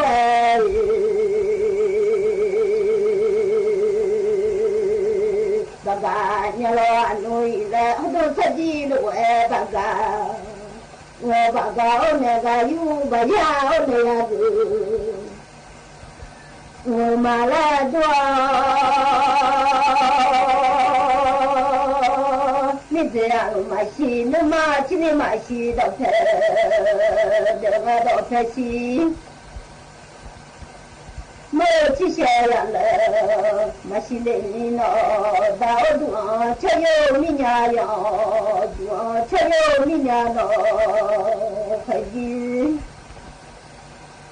哦今天弄就叫不叫怕我了不想嘛了你让我还打老嘛来从来的打老这当我操嘛了你来娘你这他妈无度的高呀他妈无度你呀老啊你呀你他妈的好的呀车哟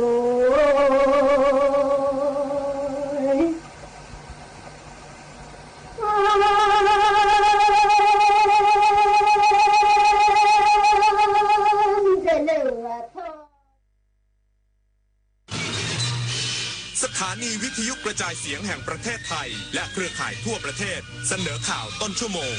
รู้เร็วรู้จริงเกาะติดทุกสถานการณ์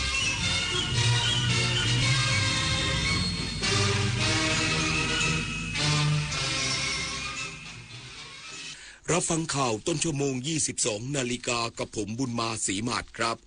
มหาเถรสมาคมมีมติให้คณะสงฆ์ไทยประกอบพิธีบำเพ็ญกุศลเพื่ออุทิศถวายพระราชกุศลอีกสักครู่กลับมาติดตามรายละเอียดครับเสียชีพอย่าเสียสัตว์พดุงไว้ซึ่งคุณธรรม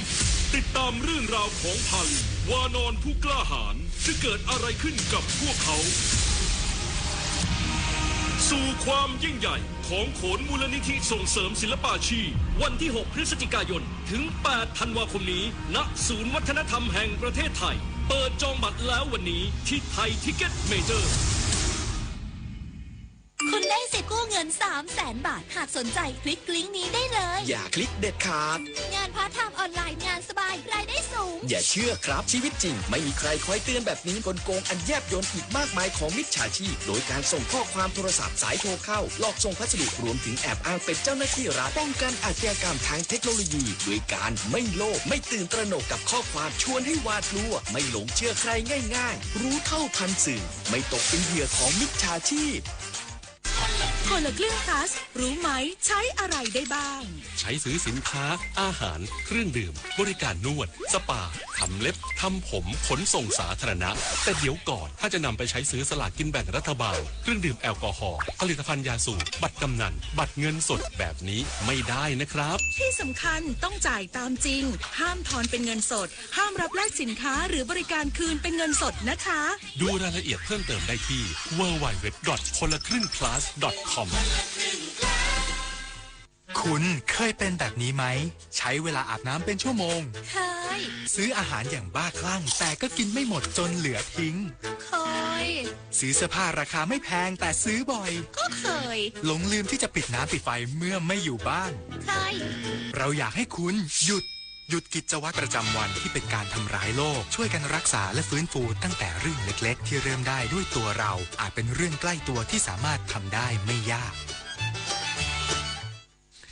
มหาเถรสมาคมมีมติให้คณะสงฆ์ไทยประกอบพิธีบำเพ็ญกุศลเพื่ออุทิศถวายพระราชกุศลแด่สมเด็จพระนางเจ้าสิริกิติ์พระบรมราชินีนาถพระบรมราชชนนีพันปีหลวงนางอุดมพรเอกเอี่ยมผู้อำนวยการสำนักงานพระพุทธศาสนาแห่งชาติเลขาธิการมหาเถรสมาคมได้ลงนามในมติมหาเถรสมาคมเนื่องจากเป็นเรื่องสำคัญและเร่งด่วนจึงทำหนังสือแจ้งเวียนกรรมการมหาเถรสมาคมเป็นรายรูปแล้วทุกรูปเห็นชอบและมีมติให้คณะสงฆ์วัดทุกวัดทั่วราชอาณาจักรและวัดไทยในต่างประเทศดำเนินการจัดโต๊ะหมู่บูชาประดิษฐานพระฉายาลักษณ์หรือพระสาธิสลักษณ์พร้อมตั้งเครื่องราชสักการะพุ่มดอกไม้และแจกันดอกไม้ตามความเหมาะสมภายในพระอุโบสถหรืออุโบสถหรือสถานที่บำเพ็ญกุศลซึ่งสมพระเกียรติภายในวัดและเปิดโอกาสให้ประชาชนได้เข้าถวายบังคมประกอบพิธีบำเพ็ญกุศลสวดพระพุทธมนต์หรือสวดพระอภิธรรมอุทิศถวายพระราชกุศลตามเวลาที่เหมาะสมของแต่ละวัดและชุมชนประจำทุกวันเป็นเวลา30วันเริ่มตั้งแต่วันที่26ตุลาคมเป็นต้นไปประกอบพิธีบำเพ็ญกุศลทักษิณานุปทานอุทิศถวายพระราชกุศลเมื่อเสด็จสวรรคต ครบสัตตมวาน7วันปัญรสมวาน15วันปัญญาสมวาน50วันและสัตตมวาน100วันด้วยการบำเพ็ญกุศลต่างๆตามบริบทที่เหมาะสมของแต่ละวัดและชุมชนเช่นการทำบุญตักบาตรการแสดงพระธรรมเทศนาการสวดพระพุทธมนต์และถวายภัตตาหารเช้าหรือเพลการสวดพระพุทธมนต์และถวายวัตถุปัจจัยสังฆทานในเวลาบ่ายหรือเย็น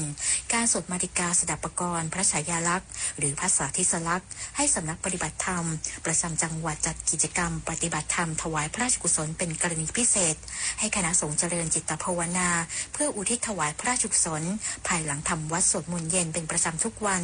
ตลอดระยะเวลาตามประกาศไว้ทุกในพระราชสำนักและเชิญชวนประชาชนร่วมกิจกรรมบำเพ็ญกุศลด้วยการสวดมนต์เจริญจิตภาวนารักษาศีลฟังธรรมและปฏิบัติธรรมเพื่ออุทิศถวายพระราชกุศลตลอดระยะเวลาตามประกาศไว้ทุกในพระราชสำนักมาริชโย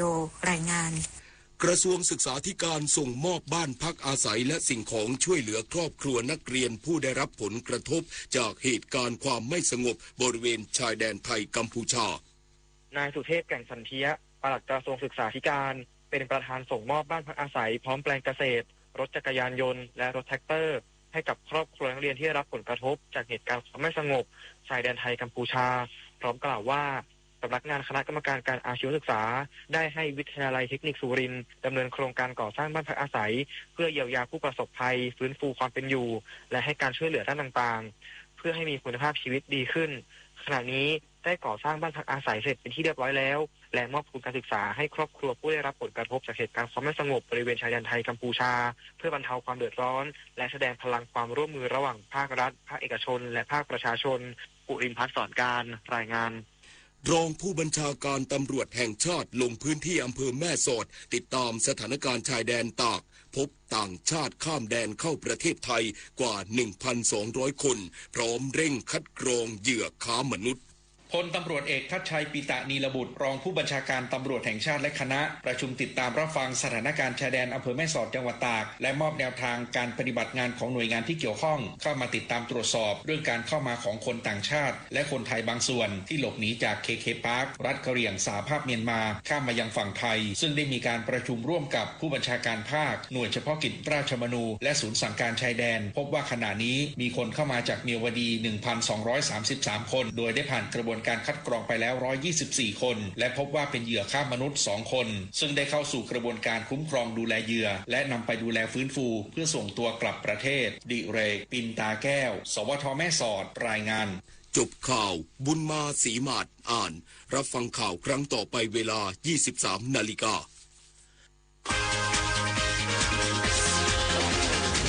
ติดตามข่าวที่นำเสนอไปแล้วได้ที่ www.thainews.prd.go.th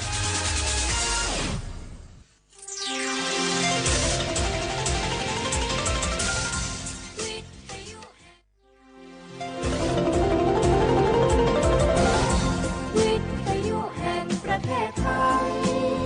ให้ความรู้คู่ความสุข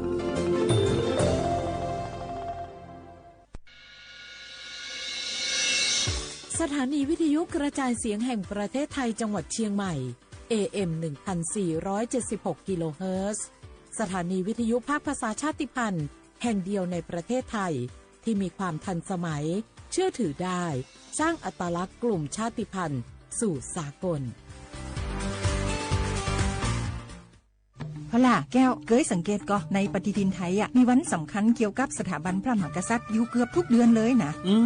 แต่ก็นี่กะไปอย่างเช่นเดือนมกราคมวันที่17วันป่อขุนรามคำแหงวันที่18วันสมเด็จพระนเรศวรมหาราชส่วนเดือนมีนาคมวันที่31วันพระบาทสมเด็จพระนางเกล้าเจ้าอยู่หัว2เมษายนวันคล้ายวันพระราชสมภพกรมสมเด็จพระเทพราช6เมษายนวันจักรี4พฤษภาคมวันชัดมงคล3มิถุนายนวันเฉลิมพระชนมพรรษาสมเด็จพระนางเจ้าพระบรมราชินีใช่วันที่28กรกฎาคมวันเฉลิมพระชนมพรรษาพระบาทสมเด็จพระเจ้าอยู่หัววันที่12สิงหาคมกับวันแม่แห่งชาติ24กันยายนวันมหิดลนี่เดือนตุลาคมก็มีวันสำคัญก็คือ13ตุลาวันคล้ายวันสวรรคตของในหลวงรัชกาลที่9วันที่21ตุลาวันคล้ายวันพระราชสมภพสมเด็จย่าและก็23ตุลาก็เป็นวันปิยมหาราชวันที่14พฤศจิกายนวันพระบิดาแห่งฝนหลวง25พฤศจิกายนวันวชิราวุธ พุธและก็วันสำคัญในเดือนธันวาคมคือวันที่5วันป่อแห่งชาติครับสังคมไทยเฮาให้ความสำคัญกับวันเหล่านี้คนไทยฮักและก็เทิดทูนสถาบันพระมหากษัตริย์เพราะสถาบันพระมหากษัตริย์อยู่คู่กับคนไทยมาอย่างยาวนานปรารถนาดีจากสำนักงานประชาสัมพันธ์ที่3กรมประชาสัมพันธ์ค่ะ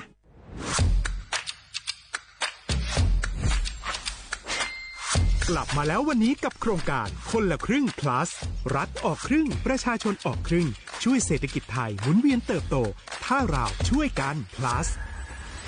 ต่อยอดให้เศรษฐกิจไทยเติบโตอย่างยั่งยืนด้วย5 plus plus ที่1เพิ่มช่วงอายุผู้เข้าร่วมโครงการจาก18ปีเป็น16ปี plus ที่2เพิ่มวงเงินใช้จ่ายจาก150บาทเป็น200บาทเพิ่มพลังซื้อของประชาชนเพื่อกระตุ้นการหมุนเวียนในระบบเศรษฐกิจฐานรากลดภาระค่าครองชีพ plus ที่3เพิ่มสิทธิพิเศษด้วยการดูแลผู้ที่อยู่ในระบบภาษีให้ได้รับสิทธิพิเศษมากขึ้นเพื่อสร้างแรงจูงใจให้ทุกคนร่วมอยู่ในระบบอย่างโปร่งใส plus ที่4เพิ่มโอกาสให้นิติบุคคลขนาดเล็กเข้าร่วมได้ให้ธุรกิจเติบโตเป็นกำลังสำคัญของเศรษฐกิจไทย plus ที่5เพิ่มทักษะใหม่เพื่อพัฒนาให้ร้านค้านำความรู้ใหม่ๆมาช่วยเพิ่มยอดขายลดต้นทุนเรียนรู้เติบโตและปรับตัวไปกับเทคโนโลยีใหม่เพื่อสร้างเศรษฐกิจที่แข็งแกร่งจากคนละครึ่งสู่คนละครึ่ง plus ไม่ว่าจะสั่งข้าวคนละจานชาเขียวคนละแก้วขนมเค้กคนละชิ้นหรือหลายๆชิ้นก็ใช้ส่วนลดได้ทันทีสูงสุดวันละ200บาทแถมใช้กับฟู้ดเดลิเวอรี่ก็ยังได้สำหรับประชาชนไทยอายุ16ปีเป็นต้นไปสมัครรับสิทธิ์ผ่านแอปพลิเคชันเป๋าตังวันที่ 20-26 ตุลาคม 2568สำหรับร้านค้าที่สนใจร่วมโครงการสมัครได้ผ่านแอปถุงเงินวันที่15ตุลาคมถึง19ธันวาคม2568แล้วเตรียมพร้อมรับลูกค้าจากทั่วประเทศเพราะนี่คือโครงการที่คนไทยทุกคนช่วยกัน plus เพื่อให้เศรษฐกิจไทยโตไปพร้อมกันโครงการคนละครึ่ง plus ดำเนินการภายใต้เป้าหมายที่ชัดเจนของรัฐบาลในความต้องการกระตุ้นเศรษฐกิจลดภาระค่าครองชีพให้ประชาชนและยกระดับศักยภาพผู้ประกอบการไทยให้พร้อมในยุคดิจิทัลโดยยังคงยึดหลักความโปร่งใสตรวจสอบได้และป้องกันการใช้สิทธิ์ที่ผิดวัตถุประสงค์คนละครึ่ง plus เพิ่มพลังเศรษฐกิจไทยพร้อมโตไปด้วยกัน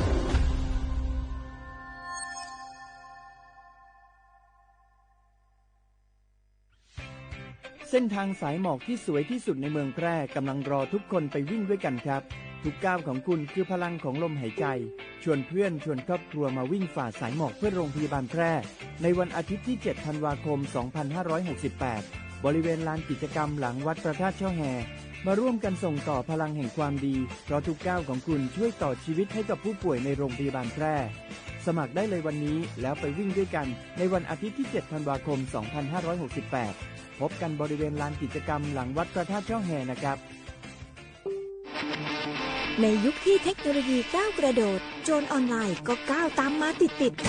สื่อออนไลน์เปรียบเสมือนแหล่งข้อมูลชั้นดีของโจรออนไลน์เราควรใช้สื่อออนไลน์ด้วยความระมัดระวังและป้องกันตัวเองจากโจรออนไลน์ด้วยคาถา3อย่า 1. อย่าโหลดแอปจากแหล่งอื่นๆที่ไม่ใช่ App Store หรือ Play Store 2. อย่าแอดไลน์คนที่ไม่รู้จักหรืออ้างเป็นเจ้าหน้าที่หรือหน่วยงานต่างๆไม่ว่าจะเป็นจากรัฐหรือเอกชนและ 3. อย่าสแกนใบหน้าหรือให้ข้อมูลส่วนตัวในแอปที่ไม่รู้จักเด็ดขาดที่สำคัญควรท่องให้ขึ้นใจว่าธนาคารจะไม่แนบลิงก์ทุกประเภทผ่าน SMS และอีเมลรวมทั้งไม่ส่งลิงก์ขอข้อมูลสำคัญผ่านช่องทางโซเชียลมีเดียยกเว้นกรณีลูกค้าร้องขอด้วยตัวเองเท่านั้นด้วยความปรารถนาดีจากสำนักงานประชาสัมพันธ์ที่3กรมประชาสัมพันธ์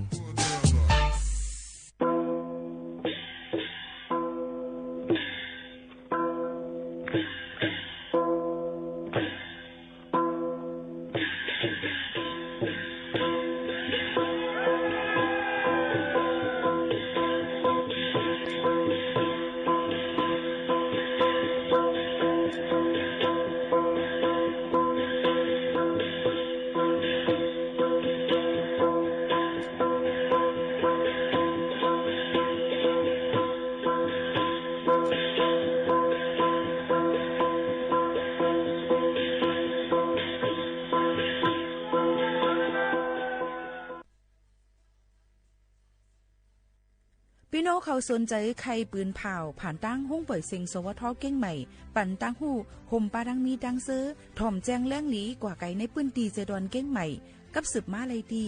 สวทเก้งใหม่หมายฝน053-276-068และ0922468579มาสิค่ะมาสิค่ะก้นก่อนหัวเสียงเฮ็ดนั่งเหมือนก้อนมีสายตาแรงก้อยกะกินฟุดขาฟุดไว้ก้นอ่ำหูสำเฮ็ดนั่งซ้ำเหมือนก้นตาบอดตินมือสำมีอยู่กับเปิดไหน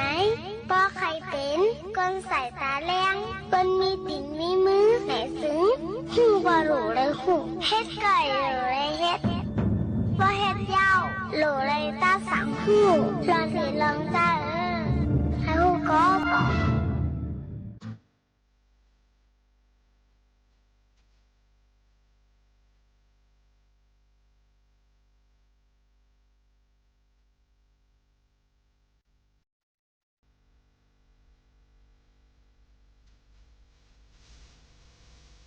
พี่น้องห้าวขาวตึกถอมห้องปล่อยเสียงสวทเก้งใหม่ AM1476 กิโลเฮิรตซ์ค่ะอย่าลืมปั่นแห้งค่ะนะ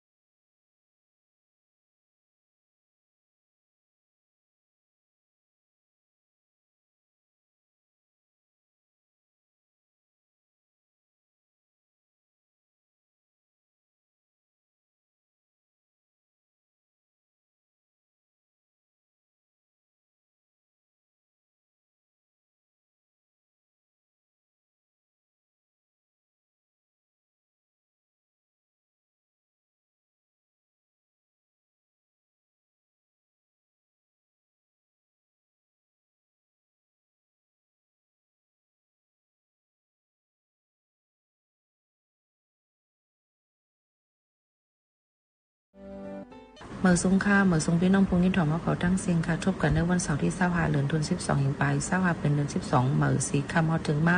อยู่ในตอนการห้องปล่อยเสียงเก่งใหม่จอมเขาเมื่อได้เป็นวันเสาร์ตื่นเลยยินถอมป้าดังเพียงความป่านเก่าหยิบฝากถึงพี่น้องเขาอยู่ค่ะ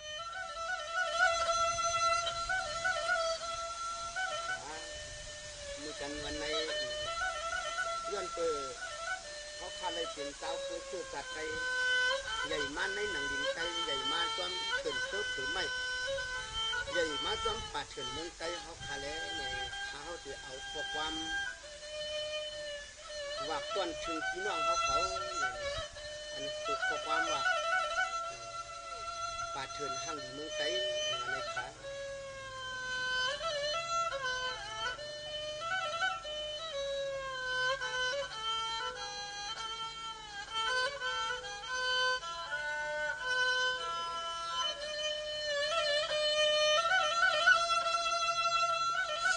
เมื่อในตัวดู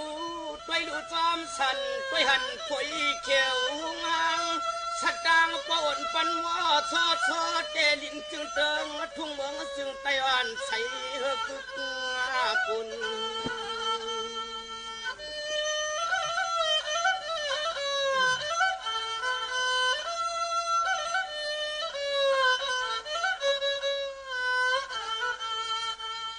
สังว่ายังดูป่าเถินเพื่อเกินไม่ไทยยอดมันนาก็มีอภดานยันนาพุ่งตะโคยใหญ่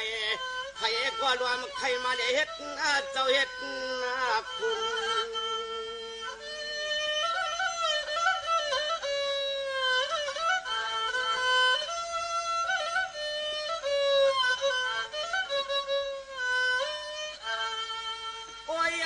ตัวยาเล่กุนนั้นลอยนั้นลอยปูนเปลี่ยนหางดีปนตันเพื่อนย้อนให้ป้อได้เช่าตอนเฮาก็มีเชียนตังดูมาใจกันนาทิ้ง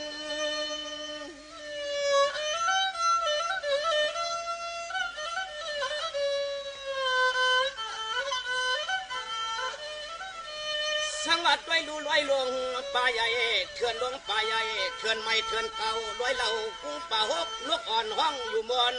คนก็แล้วก็ใจปึงเช่าอยู่จำกูใจ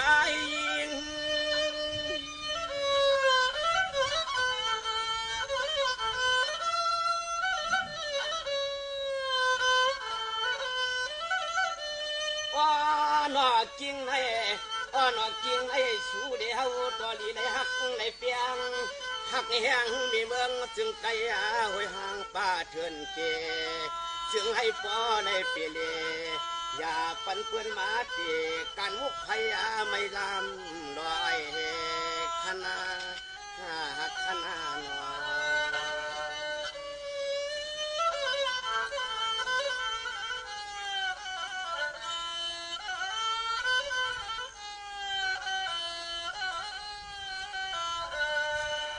สังวานี่ตัวอยู่ไม่ลงต้นใหญ่ต้นใหม่ต้นเก่า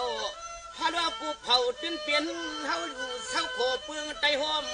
ความสางอ่องสวรรค์ปานอ้อโกตันโกขีวนถึงวันนาทีให้ป้อมีปืนเงินอ้อเพื่อป้อเฮาโกตกลืนหน้าอย่าอ้วนยงเงาอย่าอ้วนยงเงา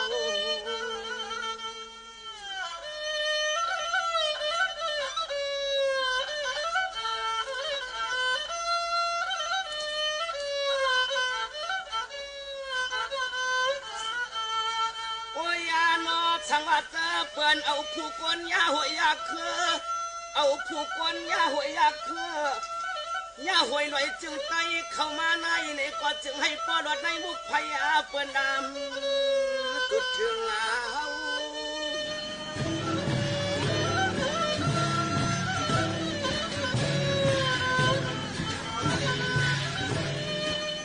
สังว่าวันดูที่อันไม่ลงต้นใหญ่ไผ่ก็ใจอ่อนไข่เมื่อปึงอยู่จึงโคตาม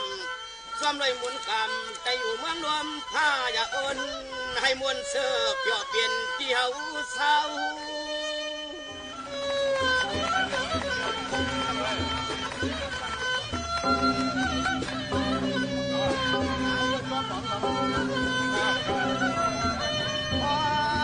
สังว่ามีก็มาอยากเก่า เขาเจ็บเขาเลิกเขาเถอเขาเก้ารอไว้บวกพยาให้จุดป่าในก็อย่าปันเพื่อนมายากุ้งลอยหาวลอยเฮาอย่าปันไม่ปะเถินเฮาอาดูเฮาควายในข้าเนิน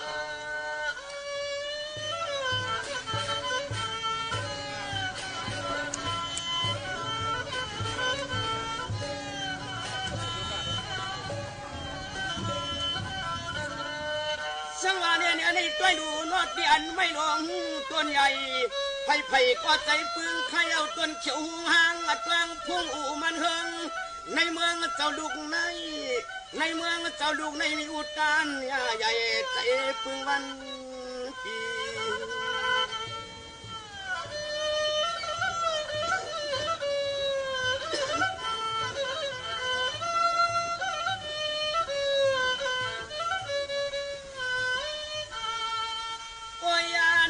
ลีวนตัวยากาลีวนตัวยากาเพราะว่าเปลี่ยนตัวเหลียวหุ่นเปลี่ยนตัวเหลียวหุ่นเฮมุนขึ้นมาในยากับเมืองเมื่อเหลียวในไผเข้ามาเดือดเตียบอยากเก้าก็ตอนเฮาว่าเคหันดูปล่อยเฮียฟัง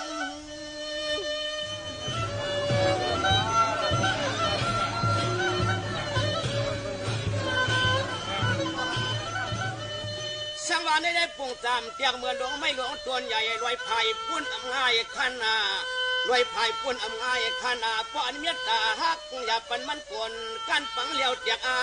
ข้าว่าตานาเขาในมุกไผ่เปิ้นมันว่าหูลายมัน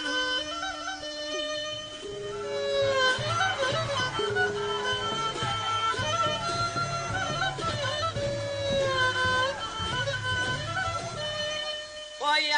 นอก็วัดสู้เจ้าข้าหือเด็กกันรบพันหือเด็กกันรบเตียบเจตินว่าเปลี่ยนตัวหุ่นไม่เช่เปลี่ยนตัวหุ่นใหญ่เช่มันก็เปลี่ยนเด็กคือได้มีดองตังไม่ตังทีเตือนนาว่าเปลี่ยนปุ่นคอนลีอยู่พายเอา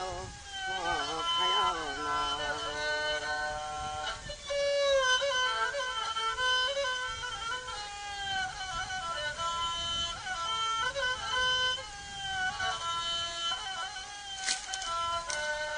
สังวานี่กำนันป้อนชูเก่าเฮาหามาเตียบเฮ็ดปุดเฮ็ดปอดมาเตียบเฮ็ดปุดเฮ็ดนาปอดยานกันเนาะผู้จะกล้าเปลี่ยนนั้นในปีวันขึ้นผู้จะกล้าเปลี่ยนนั้นในปีวันขึ้นมันตื่นเขาในมุกพยาเปิ้นหาดวงเมื่อจุดเขาเปลี่ยนหามให้กว่าเปลี่ยนเฮ็ดนั้นยาวนา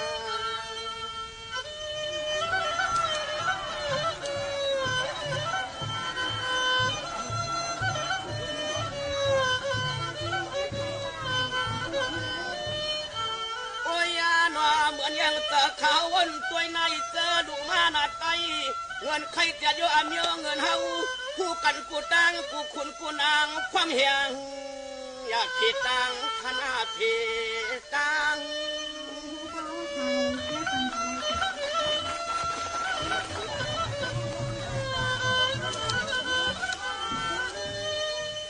สังวาในเจ้เขาเปลี่ยนเมียวเมียอยากจะมั่งหน่อยคุณมันสังว่าเขาเปลี่ยนเมียวเมียอยากจะมั่งหน่อยคุณมันโคตันกะหือหนึ่งในก็อยู่เสาก็แล้วก็ถึงว่าเปลี่ยนไว้คือเจ้าอยากจะใช้จึงสร้างลาง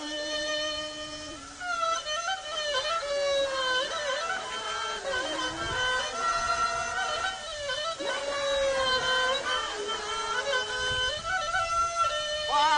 นอปัวว่าเขาหักเปียงห่วมแหงเจ้ว่านอปัวว่าเขาหักเปียงห่วมแหงเจ้คือเจ้าไหนก็เป็นเจ้ากันนอคือแก่ไหนก็ดึงแก่ขยาวนอคือตาคือไม่คือในขี้วันโยกูเมียวในที่มันมีจืดใหญ่เช่อยู่เสาก็แล้วก็เพราะว่ามีปีหยางมันก็ถึงว่าเปลี่ยนเจ้ามังเมียดมันความใส่สักดังจืดความอยู่ขยาวขยาว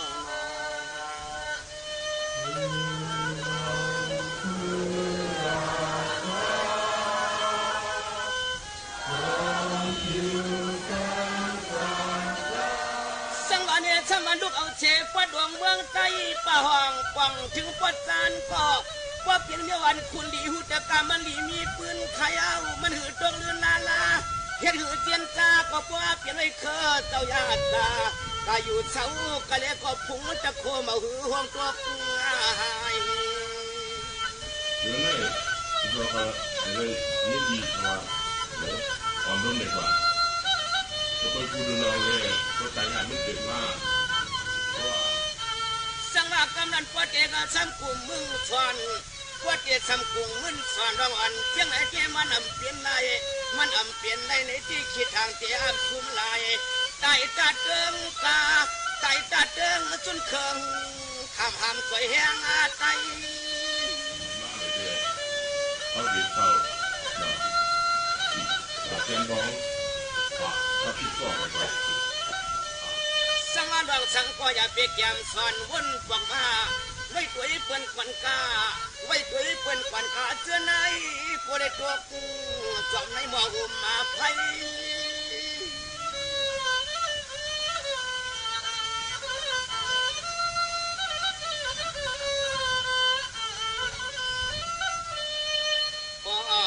พอวัดใจฮักกันเป็นควันแห้งดีสวยแห้งฮักเพียงให้แกนนานยันนักอย่าปันเพื่อนมาเข้าในกลางอย่าปันเพื่อนมาเข้าเฮ็ดจิ้มรวมบนส่วนพวงเอากุลายอย่าปันเพื่อนมายิ้มในเขา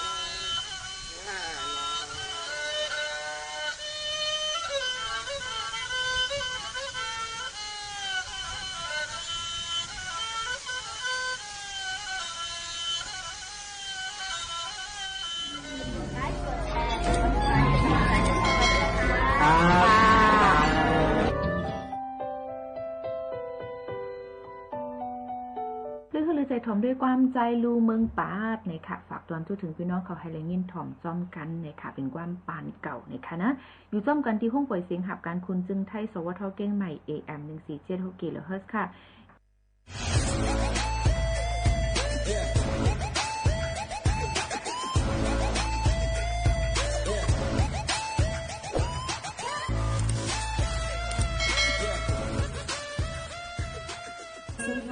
กำในข้าวเขาก็เป็นน้องเคยทำในเลนี่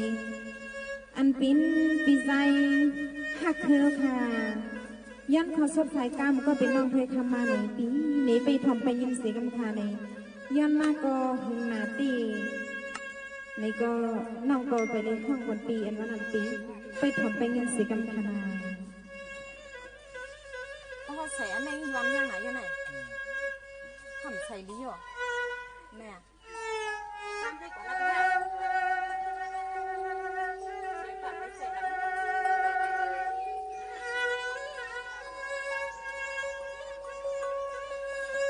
ี่เมื่อไหร่ปีสายหักขึ้นก็เป็นเปียเฮว่าปีเจ้าเป็นเสียหัวหันตามมาซึ่งดึกตัวเล่นวันเมืองซึ่งแต่ยาขาดตีก่อนคนปีเลย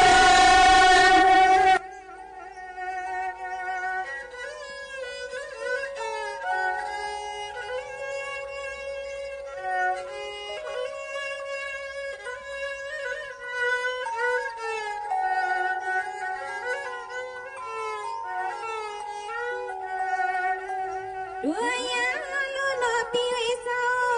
สู่ปีฮอค่ะหมอฮับกันซื่อสัตย์วันเมืองให้ผัวหึงไม่สู่มานอปีเสือมา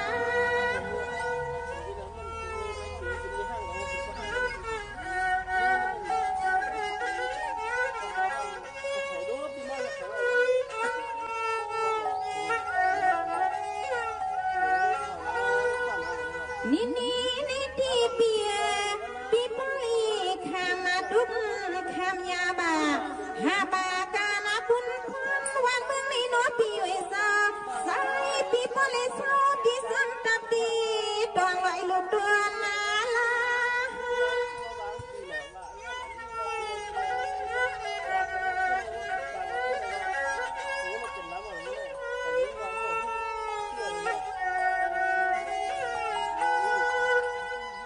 ตัวยาหรือฮิวา ขอสุดเลความน้องมาแขกข้าในสาวมีใต้สะเสียงตีเกียงไม่หนึ่งยวนลัดเสือสายปีตวงทอมเปียวเอาเข้าในหูขนาด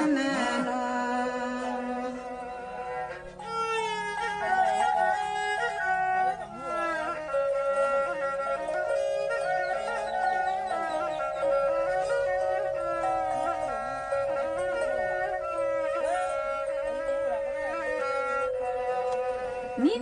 ในตีปีใสหักเพื่อนก็เปลี่ยนเปียยิ่งว่าลอยลงซุ่มปีโซลับเสียตาหุ่งตาเปื้อซุ่มสนอซึกคือแพ้บ่วันเมื่อกว่าถึงเตียงไม่นอปีนอ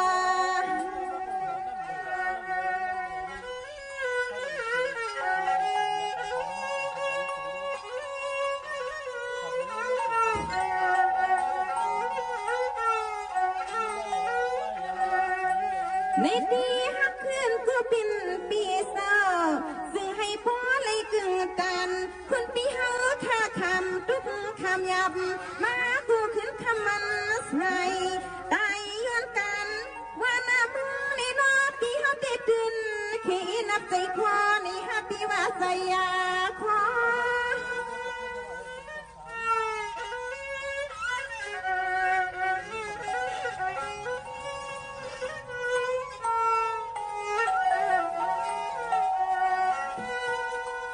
นี่ในตีหักเขื่อนก็เป็นปีเศร้าปลิพันธ์เสียที่นี่ลันตวงทุ่งเมืองปีเสียวนาโน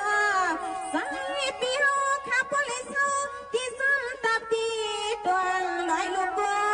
ลตัว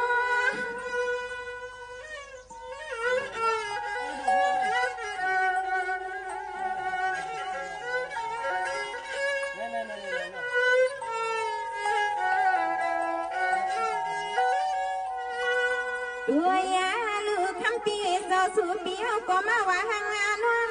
เพราะว่าไตความกันติดดือนาตีขี้ขยาตาการวันเมืองซึ่งไตในตีเลยกันเย็นอันประวันมีเมืองกว่าตื่นหลอดกลางเข็นตีนอ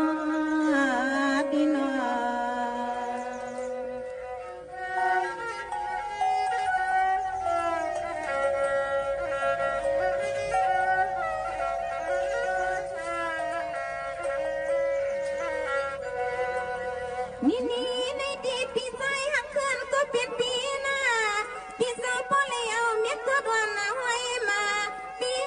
ขายาวันห้อยทวนกองเตียงปีเมียงเลล้านหน้าขึ้นส่วนมาตับคุ้งตาฟังขวามือยามนั่นหนอปีนอ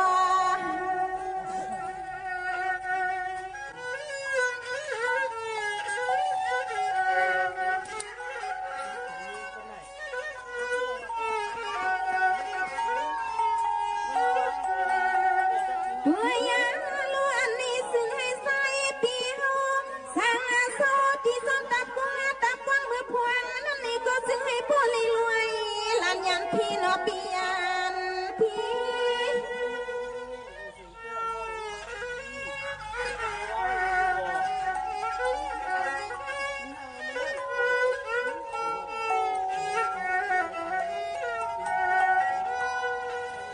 นี่ในตีปีนังวันปีก็สุดเดืองมังกลาเป็นปีเฮาข้าวปีสอบเมื่อวันในถ้วยเลี้ยงนั้นข้าวก็สู้เมียงเป็นปีใสหักเคยน่าซื้อให้ปัวจอดเดือปีปัวสิ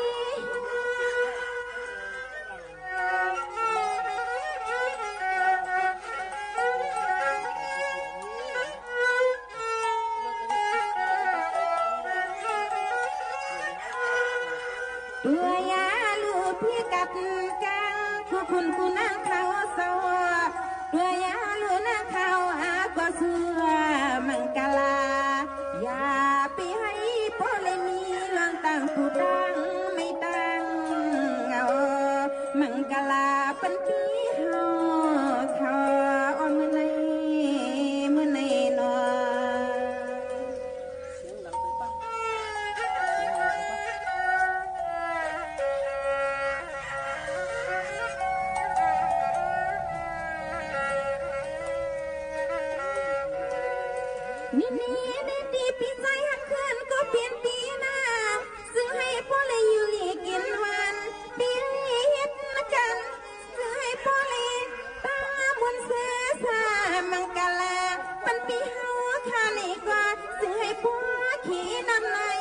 ใส่นอพี่นอ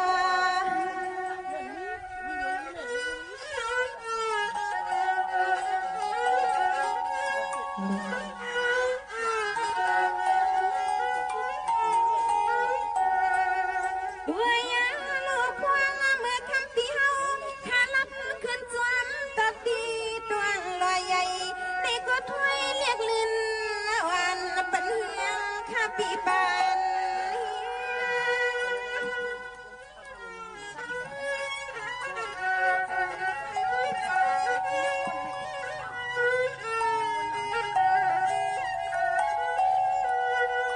นี่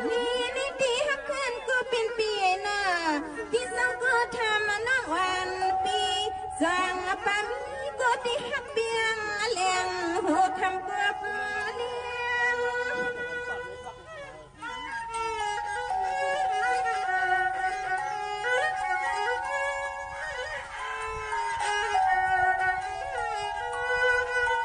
ด้วยยาเลือนก็ฮักหัวเบียงตีถ้วยน้องอินปีหือปามี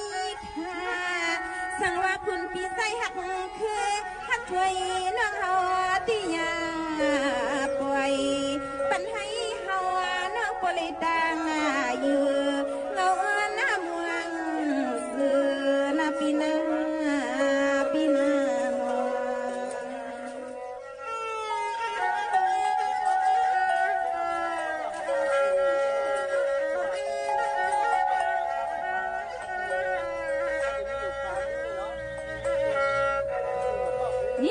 นี่ปีใส่หักเพื่อนก็เป็นเปียน้องวันพิธีละนำเปลี่ยนคำใส่ถ้วยคำด้วยเลือน้องปีสร้างตาลีนายำขอบคุณปีเศร้าอยู่สร้างตามปีลอยหน้าปีนอ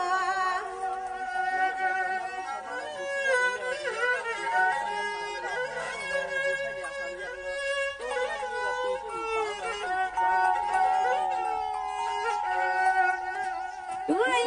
ลุยว่าบางความมาในคำเบี้ยวก็ขอเลยนวลทวมสิ่งนกนางอิงนางควายลอยหาเงินนั้นคาปี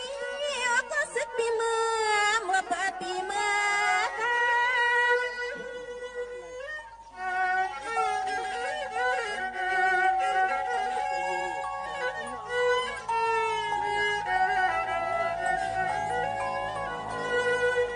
นี่ที่ฮักขึ้นก็เปลี่ยนเปียจึงให้ผู้เลยเหมือนนางอาทา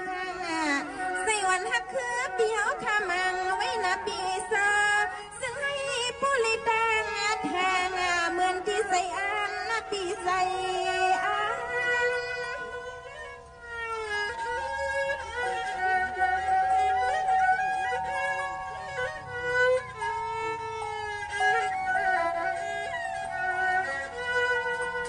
ด้วยยาลูซิวลีนันที่โนปีไอซาซึ่งให้พ่อเฮืองหน้าเมืองให้สายาด้วยลูสองปีลาน้องส่งเลยเป็นสัตว์สาวอันพวงความเฮืองกันนาปีนาปีนาโน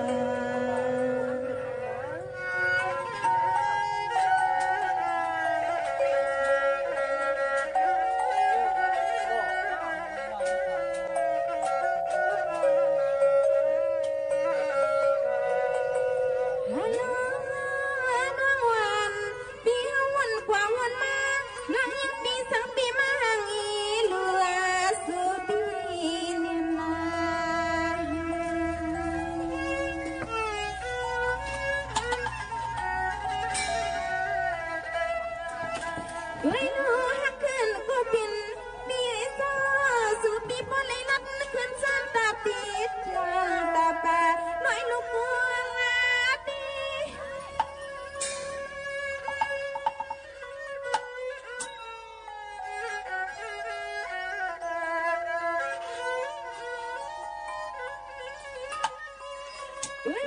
ปี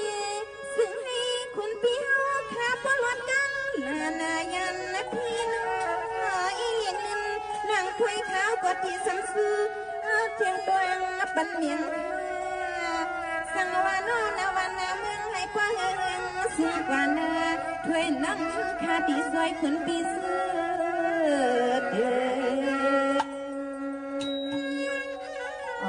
นปีใจหักเฮอันยันเขาชอบสายกรรมก็เป็นน้องเคยทำมาในคันดอกเป็นน้ำทางใส่ปันก็เป็นน้องใส่กันในปีอยู่ในไม้ใส่ตาในก็ขยินเสียงความหวานบ้านน้องเคยปันเฮียงกันว่านั่นปีนี้ก็หักก็เปียงก็นอกจากป้ามีเรียนว่าในน้องแต่มีพาปีนี้สร้างว่าปีข้างหน้าน้องหักปีนี้ก็วันหนึ่งเขาสอนกับพี่น้องไปขึ้นใครน้องกันอยู่ที่ปีใจหักขนมในสังคม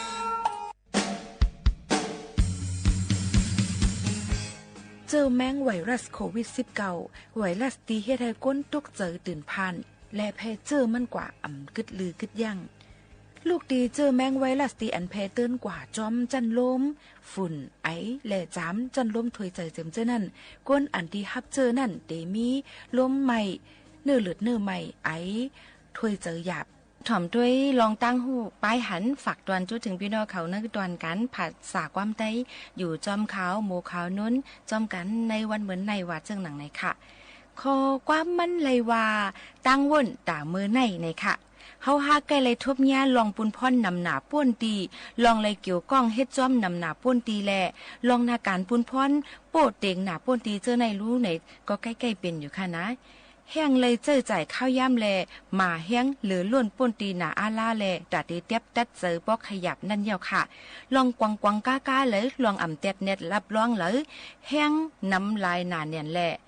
แห้งน้ำลายหนาเนียนแลป้อเขาออกเจอกูอันอ่ำจับพูดจับห้อยมานั่นใครเยาค่ะอยู่ๆในค่ะมอมีเจอใครหาไล่ตั้งตัดที่ออกม่นป่นหลอดไหลตีในเงาไล่จึงนั้นมากกว่าค่ะอ้อเหมือนกันยิ่งหมู่เขานู่นก็เหมือนกันค่ะนะมังปองวนสังอ่ำมาสังในบ่ใครวนผิดกว่าเป็นกำนั่นค่ะนะเนาะถึงกำเงื่องแวเลียนปลายอ่ำป่นไหลมานั่นแต่งโตเฮ็ดเนเหมือนจึงย้อมหับไหลลองหลีเลยเจอนั่นเสอันเลยอันเลยก็ลำตันกึ่งกลางคัดใจเฮ็ดให้ยาวตัว8กำเหลียวอยู่ยาวค่ะก้อมก้อยเฮ็ดเฮอเจียวยาวตัวแลตีเตมามีลองขึ้นใหญ่ไรค่ะนะย้อนเฮ็ดจึงนั่นแหละยังจังเกิดมาลองลู่ซุ่มตั้งลองหลอกลายนำเลอเตอร์มาเลยเสียก่อนเพราะว่าแผ่วถึงเงาลายอันนักหมาเลอเจอมานั่นก็หาคึงจ้อมลายอันว่าอันเลอมาอ่อนตั้งเฮ็ดอันนั่นในจึงฮู้ว่าเฮ็ดจอมหนังลักน้ำอันใน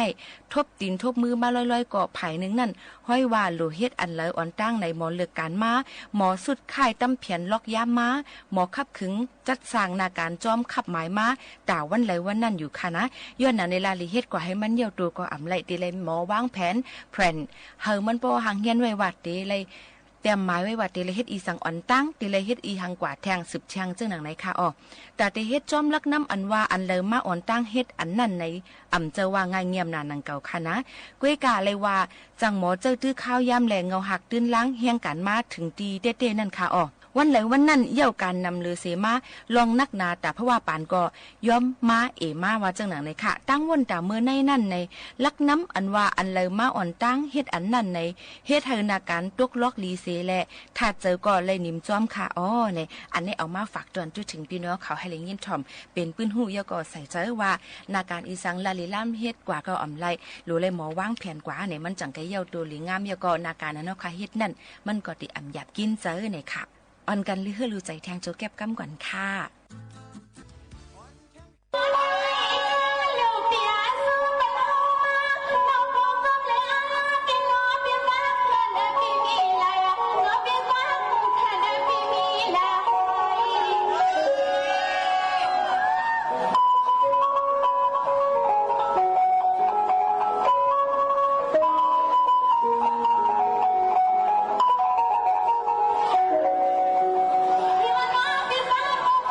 Be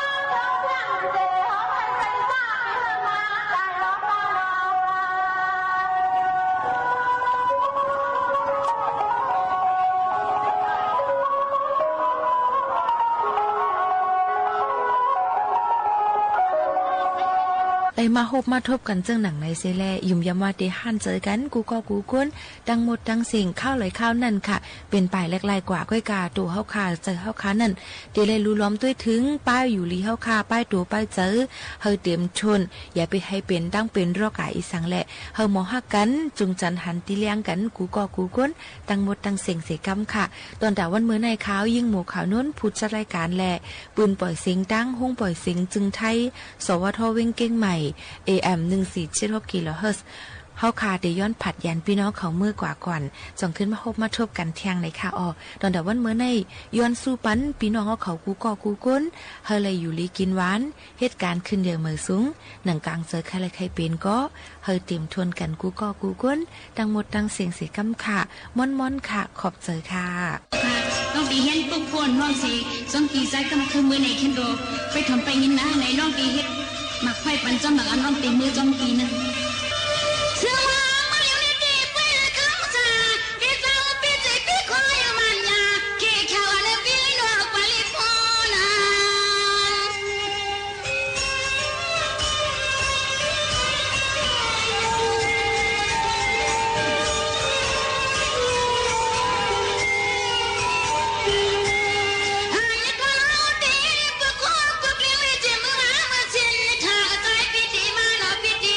เ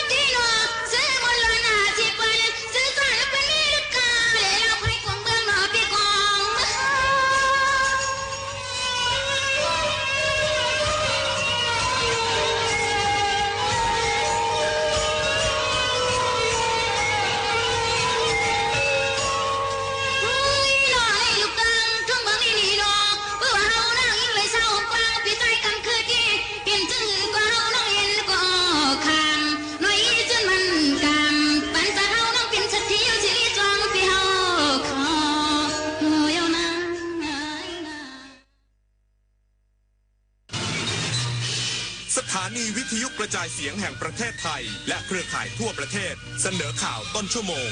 รู้เร็วรู้จริงเกาะติดทุกสถานการณ์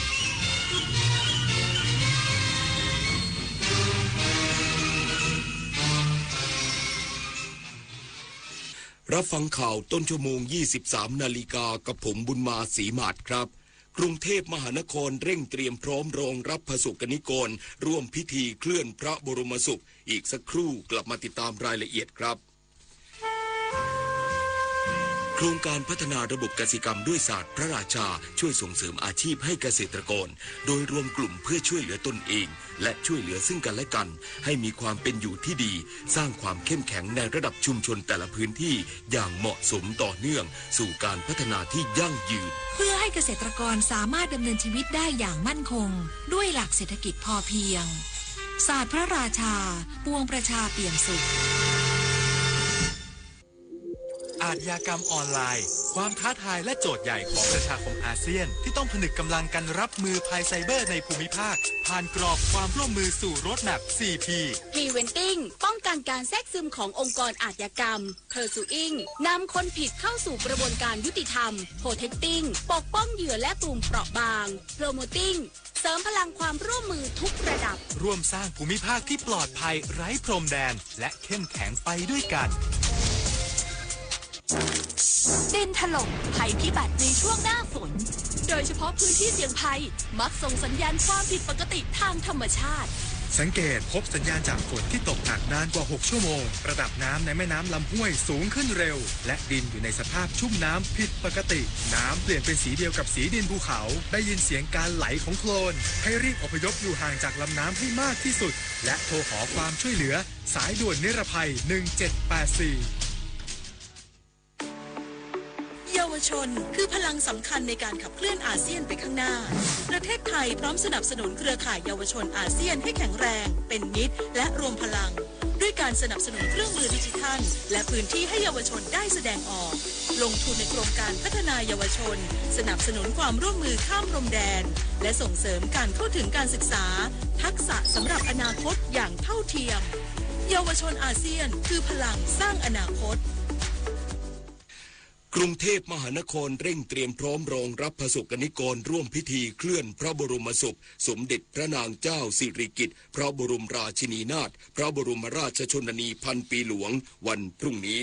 นายชาติชาติสิทธิพันธ์ผู้ว่าราชการกรุงเทพมหานครประชุมทุกหน่วยงานที่เกี่ยวข้องเพื่อเร่งเตรียมความพร้อมรองรับประชาชนที่จะเดินทางมาร่วมพิธีเคลื่อนพระบรมศพสมเด็จพระนางเจ้าสิริกิติ์พระบรมราชินีนาถพระบรมราชชนนีพันปีหลวงโดยได้มอบหมายให้ทุกฝ่ายดำเนินงานอย่างรอบคอบและเร่งด่วนครอบคลุมทั้งด้านโครงสร้างพื้นฐานการอำนวยความสะดวกประชาชนพิธีการและการสื่อสารประชาสัมพันธ์ให้การจัดงานเป็นไปอย่างสมพระเกียรติและเรียบร้อยที่สุดเบื้องต้นจัดเตรียมสถานที่ตั้งเต็นท์รองรับประชาชนบริเวณท้องสนามหลวง2จุดโดยรองรับได้จุดละประมาณ 5,000 คนพร้อมเตรียมครัวสนามของกรุงเทพมหานครเสริมกับครัวพระราชทานและให้กำหนดหลักเกณฑ์สำหรับมูลนิธิหรือเอกชนที่นำอาหารมาแจกจ่ายเพื่อความเป็นระเบียบเรียบร้อยและลดปัญหามลภาวะหรือกลิ่นไม่พึงประสงค์รวมทั้งยังมีทีมแพทย์ระดับสูงและระดับพื้นฐานประจำจุดตลอดเส้นทางมีจุดปฐมพยาบาลอำนวยความสะดวกเรื่องยาและเวชภัณฑ์และมีรถจักรยานยนต์กู้ชีพฉุกเฉินทางนี้เน้นย้ำให้ฝ่ายประชาสัมพันธ์เร่งเผยแพร่ข้อมูลสำคัญกับประชาชนโดยเร็วที่สุดโดยเฉพาะเส้นทางการเดินทางทั้งจากรถไฟฟ้าสถานีสนามชัยท่าเรือป้ายรถเมล์จุดจอดรถส่วนตัวแท็กซี่จุดให้บริการห้องน้ำรถสุขาจุดอาหารและน้ำดื่มเพื่อให้ประชาชนวางแผนการเดินทางได้สะดวกจุฑามาศรักษาพันธ์รายงานกระทรวงเกษตรและสหกรณ์มอบเอกสารสิทธิ์ให้เข้าทำประโยชน์ในเขตปฏิรูปที่ดินโฉนดเพื่อการเกษตรให้กับเกษตรกรในพื้นที่จังหวัดลำปาง300รายพร้อมให้แนวทางการพัฒนาอาชีพเกษตรกรรมและการเข้าถึงแหล่งเงินทุนเพื่อใช้ประกอบเกษตรกรรมนายพิรพันธ์คอทองอธิบดีกรมส่งเสริมการเกษตรมอบเอกสารสิทธิ์ให้เข้าทำประโยชน์ในเขตปฏิรูปที่ดินโฉนดเพื่อการเกษตรประจำปีงบประมาณ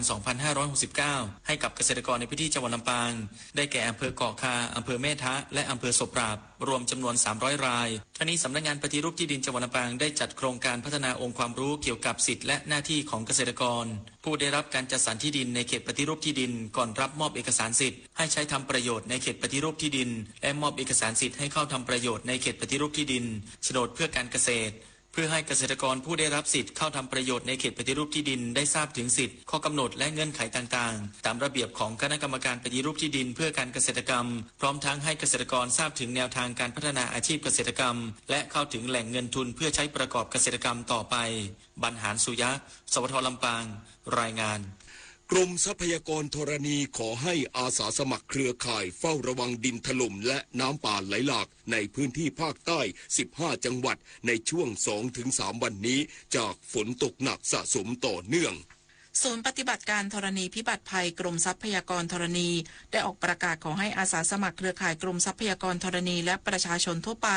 เฝ้าระวังภัยดินถล่มและน้ำป่าไหลหลากในพื้นที่จังหวัดประจวบคีรีขันธ์ชุมพรระนองพังงาภูเก็ตสุราษฎร์ธานีนครศรีธรรมราชกระบี่ตรังพัทลุงสตูลสงขลาปัตตานียะลาและนาราธิวาสในช่วง 2-3 วันนี้เนื่องจากร่องมรสุมกำลังแรงพาดผ่านบริเวณภาคใต้ตอนล่างทำให้มีฝนตกหนักต่อเนื่องวัดปริมาณน้ำฝนในรอบ24ชั่วโมงได้มากกว่า100มิลลิเมตรประกอบกับมีฝนตกสะสมมาหลายวันทำให้ชั้นดินอุ้มน้ำไว้มากอาจส่งผลให้เกิดดินถล่มได้ทั้งนี้ขอให้อาสาสมัครเครือข่ายเฝ้าระวังแจ้งธรณีพิบัติภัยของกรมทรัพยากรธรณีเตรียมความพร้อมเฝ้าระวังภัยและวัดปริมาณน้ำฝนอย่างต่อเนื่องหากเกิดเหตุให้แจ้งเตือนสถานการณ์ดินถล่มและน้ำป่าไหลหลากให้ประชาชนในหมู่บ้านได้รับทราบและแจ้งหน่วยงานที่เกี่ยวข้องพร้อมปฏิบัติตามแผนเฝ้าระวังด้วยปิยาพันธ์ยางเทียนรายงานจบข่าวบุญมาศรีมาศอ่านรับฟังข่าวครั้งต่อไปเวลา 6 นาฬิกาติดตามข่าวที่นำเสนอไปแล้วได้ที่ www.thainews.prd.go.th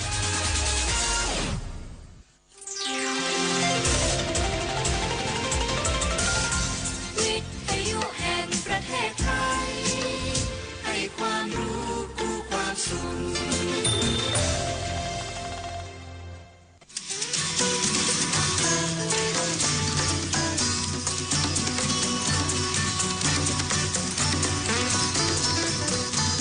บนเส้นทางของถนนสายนี้เรามีบทเพลงเพื่อชีวิตดนตรีกวีศิลปะวัฒนธรรมวรรณกรรมมาฝากคุณทุกวันเสาร์และอาทิตย์กับเราที่นี่ถนนดนตรี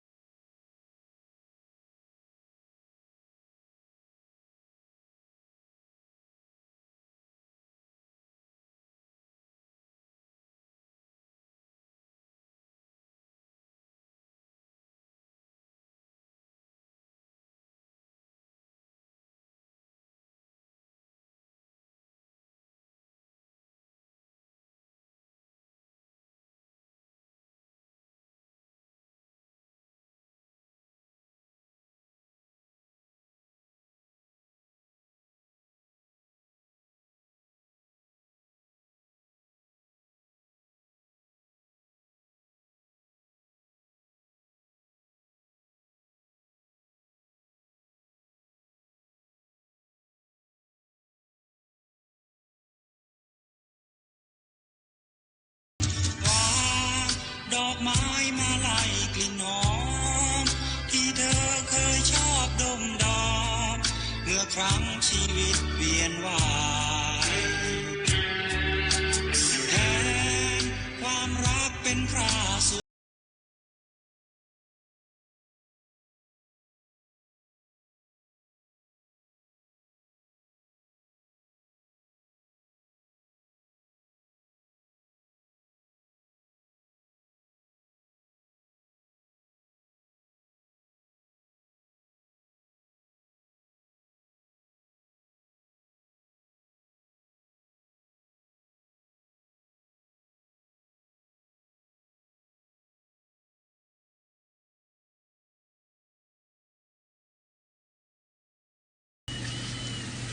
กลับเข้ามาชั่วโมงที่สองของถนนดนตรีในคืนวันเสาร์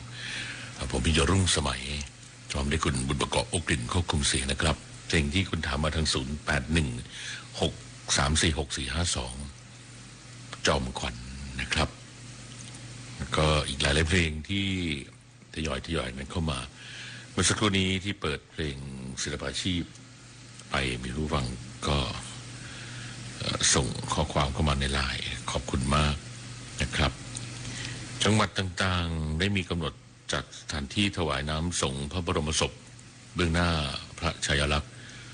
สมเด็จพระนางเจ้าสิริกิติ์พระบรมราชินีนาถพระบรมราชชนนีพันปีหลวงตามที่ต่างๆกันก็ไปตามที่กำหนดไว้นะครับเพื่อเป็นการแสดงความ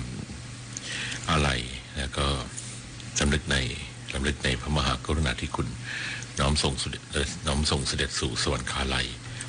ก็มีหลายท่านที่ได้มีเสื้อนะฮะแล้วก็เสื้อยืดเสื้อที่จะใส่สีโทนสีดำนะครับมีนิทรรศการนะฮะอ๋อครับได้ครับเดี๋ยวจะค่อยๆประชาสัมพันธ์ส่วนที่หลายฝ่ายบอกเรื่องการจัดที่มีบันเทิงที่ก็ไม่ได้งดนะครับแต่เพียงแต่ว่าก็ต้องจัดโทนให้ได้เหมาะสมกันนะครับโดยเฉพาะเรื่องของการที่จะต้องแสดงออกถึงความอาลัยในช่วงนี้นะครับเพลง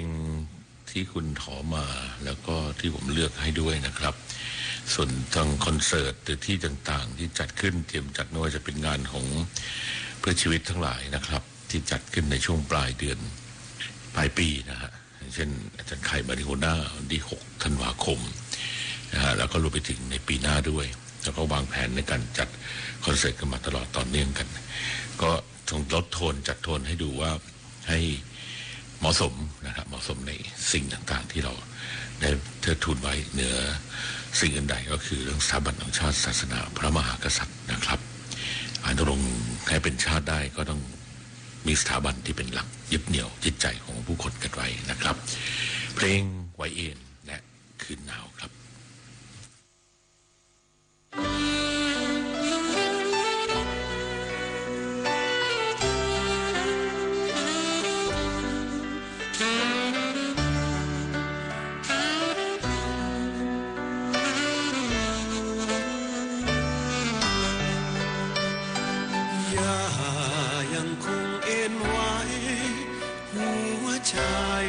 คงไว้เบนตามทิศทางยามเมื่อลมพัดมาพื้นดินมีปีฟ้ามีเดือนดาราลมหวนมา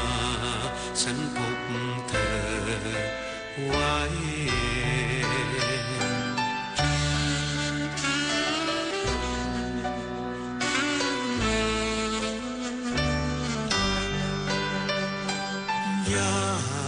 ยังคงลับไหลลูเฉยใบเรียงระเนงความหนาวเย็นน้ำค้างพรมน้ำตาเหมือนเจ้าไร้ใจไร้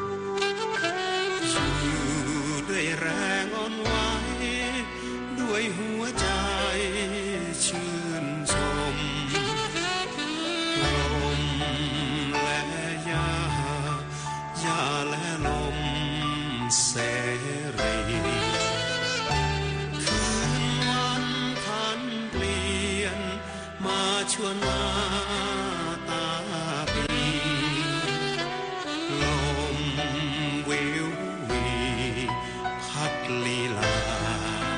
ไว้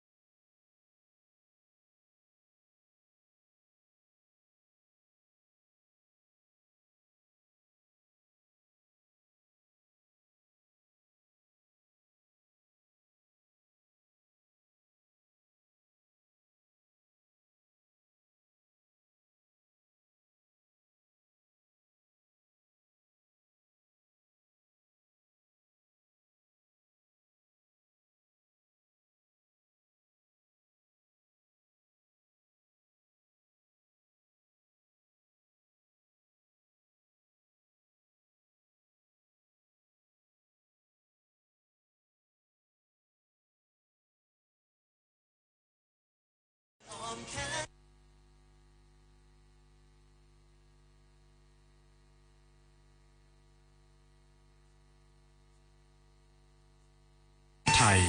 ทุกวันเสาร์และวันอาทิตย์เรายังเป็นนักเดินทาง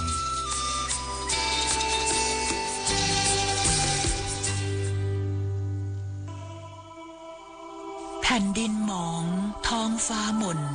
สายชนให้แสนอาลัยสมเด็จพระพันปีหลวงน้อมสำนึกพระคุณล้นท้นแด่ดวงพระเสด็จสู่แดนสวงล่วงนิรันดร์ปวงประชาน้อมสำนึกในพระมหากรุณาธิคุณเป็นล้นพ้นอันหาที่สุดมิได้ข้าพระพุทธเจ้าคณะผู้บริหารข้าราชการและเจ้าหน้าที่สถานีวิทยุกระจายเสียงแห่งประเทศไทยกรมประชาสัมพันธ์ 5:23 นาทีนะครับครึ่งชั่วโมงสุดท้ายของทนดนตรีอย่างผมพิญโยรุ่งสมัยและคุณบุญประกอบอกกลิ่นควบคุมเสียงนะครับตอนนี้ก็มีการแจ้งประชาสัมพันธ์สำหรับการไปร่วมกันรำลึกในพระองค์ท่านแล้วก็เรื่องของการแสดงความอาลัยพรุ่งนี้ที่บริเวณเส้นทางที่จะเคลื่อนพระบรมศพนะครับก็แสดงความอาลัยก็มีผู้ที่สวมใส่เสื้อชุดสีดำกันในวันพรุ่งนี้ด้วยนะครับก็มีหลายท่านก็บอกไปปักหลักกันตั้งแต่เมื่อช่วงเย็นๆวันนี้แล้วนะครับครับยิ่งอ่านยิ่งเจอเรื่องราวโดยเฉพาะสิ่งที่พระองค์ท่านได้นะครับได้ทุ่มเทพระวรกายตากตรำพระวรกายนะครับเหน็ดเหนื่อยตั้งแต่นะครับดำรงพระชยศในพระบรมราชินีนี่นะครับแล้วก็ได้เห็นคือในงานศิลป์แผ่นดินนี้เห็นตรงที่ว่าทรงเก็บดอกไม้ในป่านี่นะครับนำมาทำเป็นที่ระลึกต่างๆสำหรับอยู่ในของเล็กๆน้อยๆเนี่ยนะครับไม่ว่าจะเป็นพวกที่คันหนังสืออะไรต่างๆเนี่ยแล้วก็ของที่คือเป็นความสวยงามเป็นความละเมียดละไมความงดงามนะฮะแล้วก็มีความเรียกว่ากับธรรมชาติเนี่ยนะครับเป็นสิ่งที่ละเอียดอ่อนแม้กระทั่งดอกหญ้าเล็กๆนะครับดอกเล็กๆที่ขึ้นพระองค์ท่านก็สงสัยพระไทยแล้วได้เห็นด้วยความประจักษ์จริยวัตรทางด้านความงดงามที่ทรงมีต่อทั้งพืชพันธุ์ทั้งสัตว์ป่าทั้งดินฟ้าน้ำแล้วก็รวมไปถึงผู้คนชีวิตของผู้คนเนี่ยนะครับจะทรงงานอยู่ถึงค่ำมืดดึกดื่นนะครับเราได้เห็นโดยเฉพาะเรื่องของชาวไร่ชาวนาพวกเน้นในความยากจนแล้วก็ความข้นแค้นความยากลำบากความเหน็ดเหนื่อยแสนสาหัสจากการทำเกษตรกรแล้วก็อยากจะให้มีอาชีพมีรายได้ที่จะหล่อเลี้ยงชีวิตครอบครัวกันต่อไปนะครับโครงการพระราชดำริต่างๆโดยเฉพาะโครงการศิลปาชีพก็จะได้เห็นเล็งเห็นผลในยุคปัจจุบันนี้แล้วนะครับครับในเรื่องของชีวิตชาวไร่ชาวนาก็แน่นอนครับเรายังมีเพลงที่ส่งมอบถึงบทเพลงเรื่องราวของชีวิตชาวนาก็มาอยู่เสมอๆนะครับเมื่อสักครู่นี้เพลงคืนหนาวไม่มีนะฮะขอบคุณคุณบุญประกอบที่เลือกเพลงนางฟ้าซึ่งก็แน่นอนครับเป็นนางฟ้าแล้วก็มีนางฟ้าอยู่บนสวงสวรรค์นะฮะสิ่งที่พวกเราได้รักและเทิดทูนกันนะครับนี่คือเพลงแดดสุดท้ายของมาริโอน่าครับ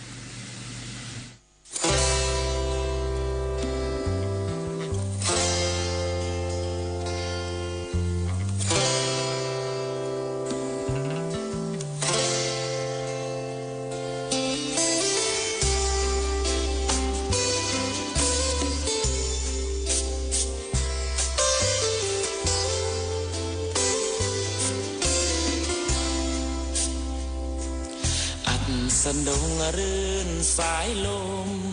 ผ่านล่องทุ่งสีทองเอ็นพลิ้วลิ้วดังคลื่นนุน ตะวันลับเลื่อนลงเลือฟ้าสกุณาร่อนลาคืนรังอุ่นแหล่งเคยขุนยานสนธยาแดดสุดท้ายส่องต้องปลายริ้วรูให้แหนห่วงรวงนี้ที่ห่วงหนักหนารอเรียวนิ้วนิ่มจากนวลน้องแต่รวงสีทองกลางท้องนาเจ้าเหนื่อยเมื่อยล้าแต่คราหน้าฝนจากนาร้างกลายเป็นทุ่งสวยด้วยแรงของเราจากใจของสาวเจ้ายอมจนวานไทยดำนาน้องเคียงคู่ลังไหลคบคู่ไม่เคยบ่นสู้แดดฝนจนข้าวเหลืองราวแดดสุดท้ายก่อนพักกายโผล่ค่ำฟ้าสีดำคลี่พื้นกลุ่มแผ่นดินหนาวขี่เกวียนล้อทุ่งสู่ยุ้งช้างชื่นรอยยิ้มนางบนฟางข้าวผมรักเจ้าด้วยห่วงและห่วง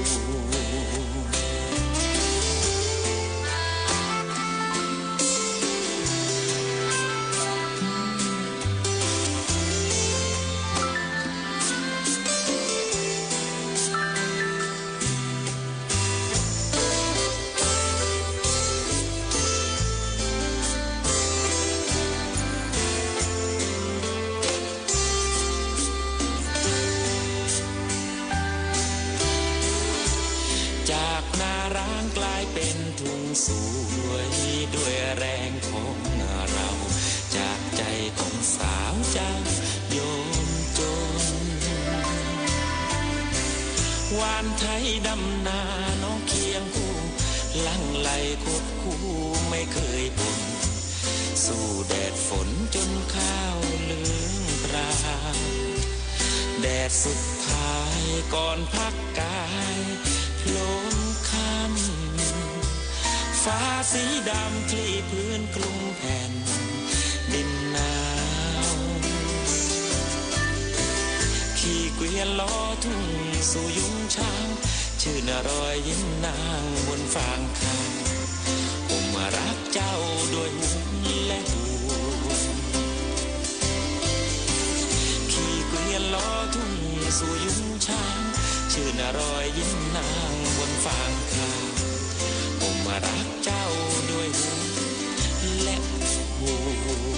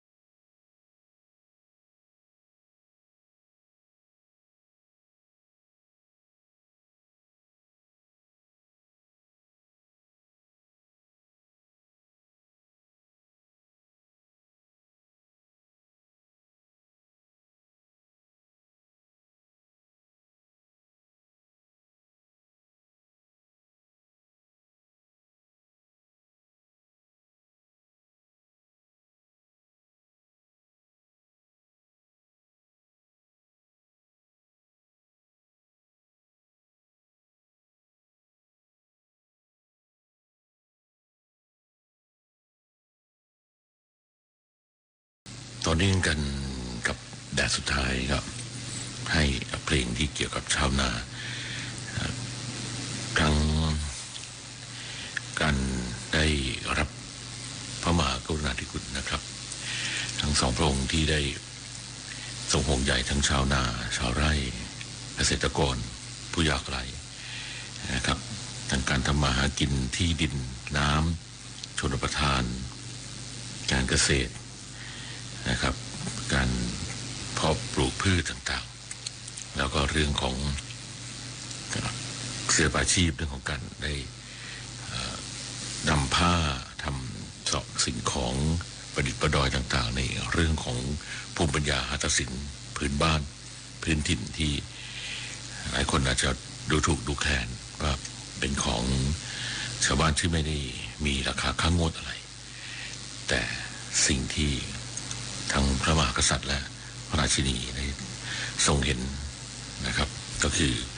เรื่องที่เป็นเหมือนสิ่งที่เป็นนะครับสิ่งที่เป็นภูมิปัญญาของชาวบ้านนะครับและนำมาฟื้นฟูต่างๆทำให้โครงการศิลปาชีพได้เห็นในสิ่งที่เราได้เห็นว่าทุกวันนี้เนี่ยนะครับของที่ดูแล้วจะเหมือนเป็นผ้าขาดเป็นผ้าเก่าๆแต่ทุกวันนี้มีคุณค่ามหาศาลนะครับอย่างเช่นที่ร้านผ้าไหมแพรวานี่นะครับสำนึกในพระมหากรุณาธิคุณอันหาที่สุดมิได้ก็ได้โพสต์ถึงพระมหากรุณาธิคุณของสมเด็จพระนางเจ้าสิริกิติ์พระบรมราชินีนาถพระบรมราชชนนีพันปีหลวง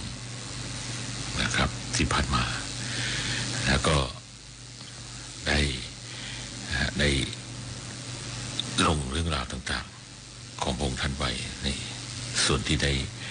สัมผัสแล้วก็ได้เคยนะครับใกล้ชิดเบื้องประโยชน์ระบาดนั่นเองนะครับกับเพลงที่เกี่ยวข้องกับชีวิตชาวราชนากันอีกสองเพลงนะครับนุ่มละมูลและในหุบเขา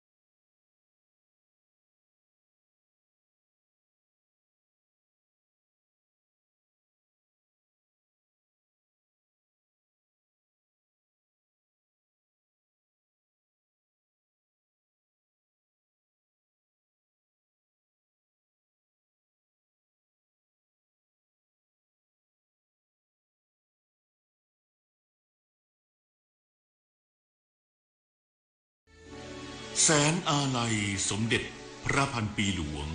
ไทยทั้งปวงหมองหม่นก่นร่ำให้พระผู้เสด็จสู่ฟ้าสวรรคาลัยแนบดวงใจตามพระบาททุกชาติภพ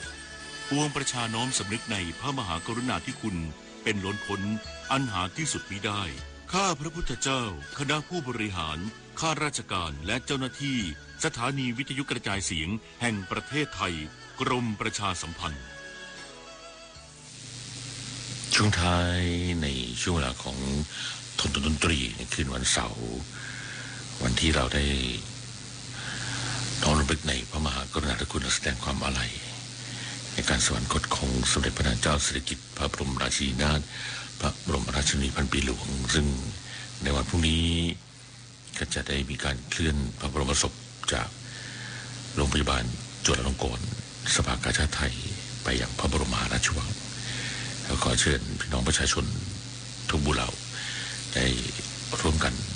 นะครับแต่งกายด้วยชุดสีดำใบทุกและได้ร่วมแสดงความอาลัยในการเอาไปส่งเสด็จสู่สวรรคาลัยในการเคลื่อนขบวนพระบรมศพและในพิธีราชพิธีต่างๆซึ่งจะมีพิธีถวายน้ำส่งพระบรมศพในช่วงเย็นนะครับณพระที่นั่งพิมานรัตยาพระบรมมหาราชวังก็ผมจะเลือกกับอัญเชิญพระราชดำรัสที่สมเด็จพระนางเจ้าสิริกิติ์พระบรมราชินีนาถพระบรมราชินีพันปีหลวงได้พระราชทานไว้เมื่อ11 สิงหาคม 2532 ณ ศาลาดุสิตธาลัยสุนทรดาในการให้คณะบุคคลได้เข้าเฝ้าว่าข้าพเจ้านั้นภูมิใจเสมอมาว่าคนไทยมีสายเลือดของช่างฝีมืออยู่ทุกคนไม่ว่าจะเป็นชาวไร่ชาวนาหรืออาชีพใดอยู่สารทิศใดคนไทยมีความละเอียดอ่อนและฉับไวต่อการรับศิลปะทุกชนิดขอเพียงแต่ให้เขาได้มีโอกาสฝึกฝนเขาก็จะแสดงความสามารถออกมาให้เห็นพระราชดำรัสสมเด็จพระนางเจ้าสิริกิติ์พระบรมราชินีนาถพระบรมราชชนนีพันปีหลวงก็ฝากเพลง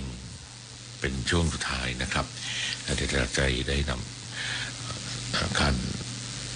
ถ่ายทอดสดในวันพรุ่งนี้ได้นำเสนอต่อท่านผู้ฟังที่ติดตามรับฟังของสถานีวิทยุกระจายเสียงแห่งประเทศไทยกันต่อไปนะครับคือวันนี้ขอบคุณผู้ฟังทุกท่านขอบคุณสถานีวิทยุ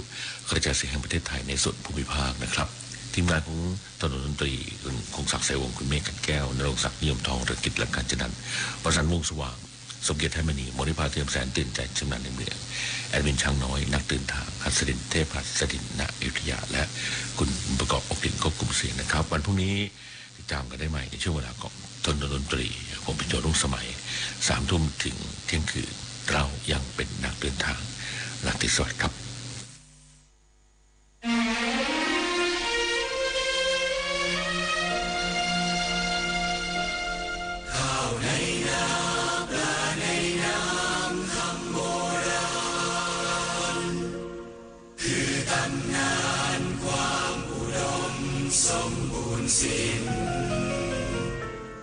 ฝากลูกไทยร่วมห่วงแหนรักแผ่นดินถนอมไว้อย่าให้สิ้นแผ่นดินไทยข้าวในนาปลาในน้ำคำโบราณข้าวขอบลานยังอาถรรพ์เลี้ยงแผ่นดิน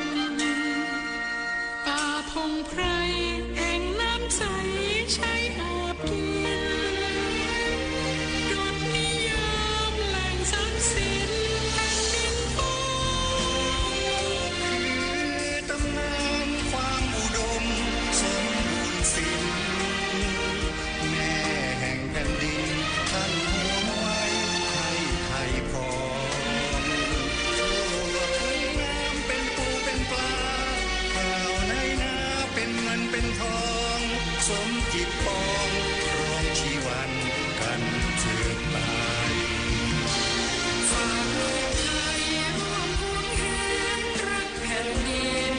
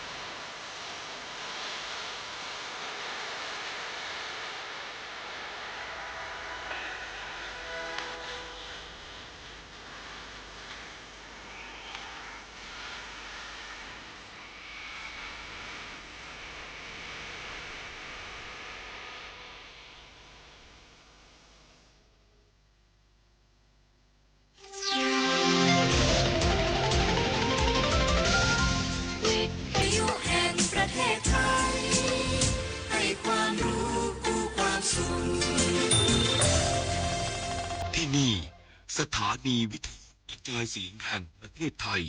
กระจายเสียงจากอาคารถนนวิภาวดีรังสิตกรุงเทพมหานครการกระจายเสียงสำหรับวันนี้ไว้แต่เพียงเท่านี้โปรดติดตามรับฟังการกระจายเสียงของทางสถานีวิทยุกระจายเสียงแห่งประเทศไทยได้ตั้งแต่เวลา 5 นาฬิกาเป็นต้นไปขอความสุขสวัสดีมีแด่ท่านผู้ฟังทุกท่านราตรีสวัสดิ์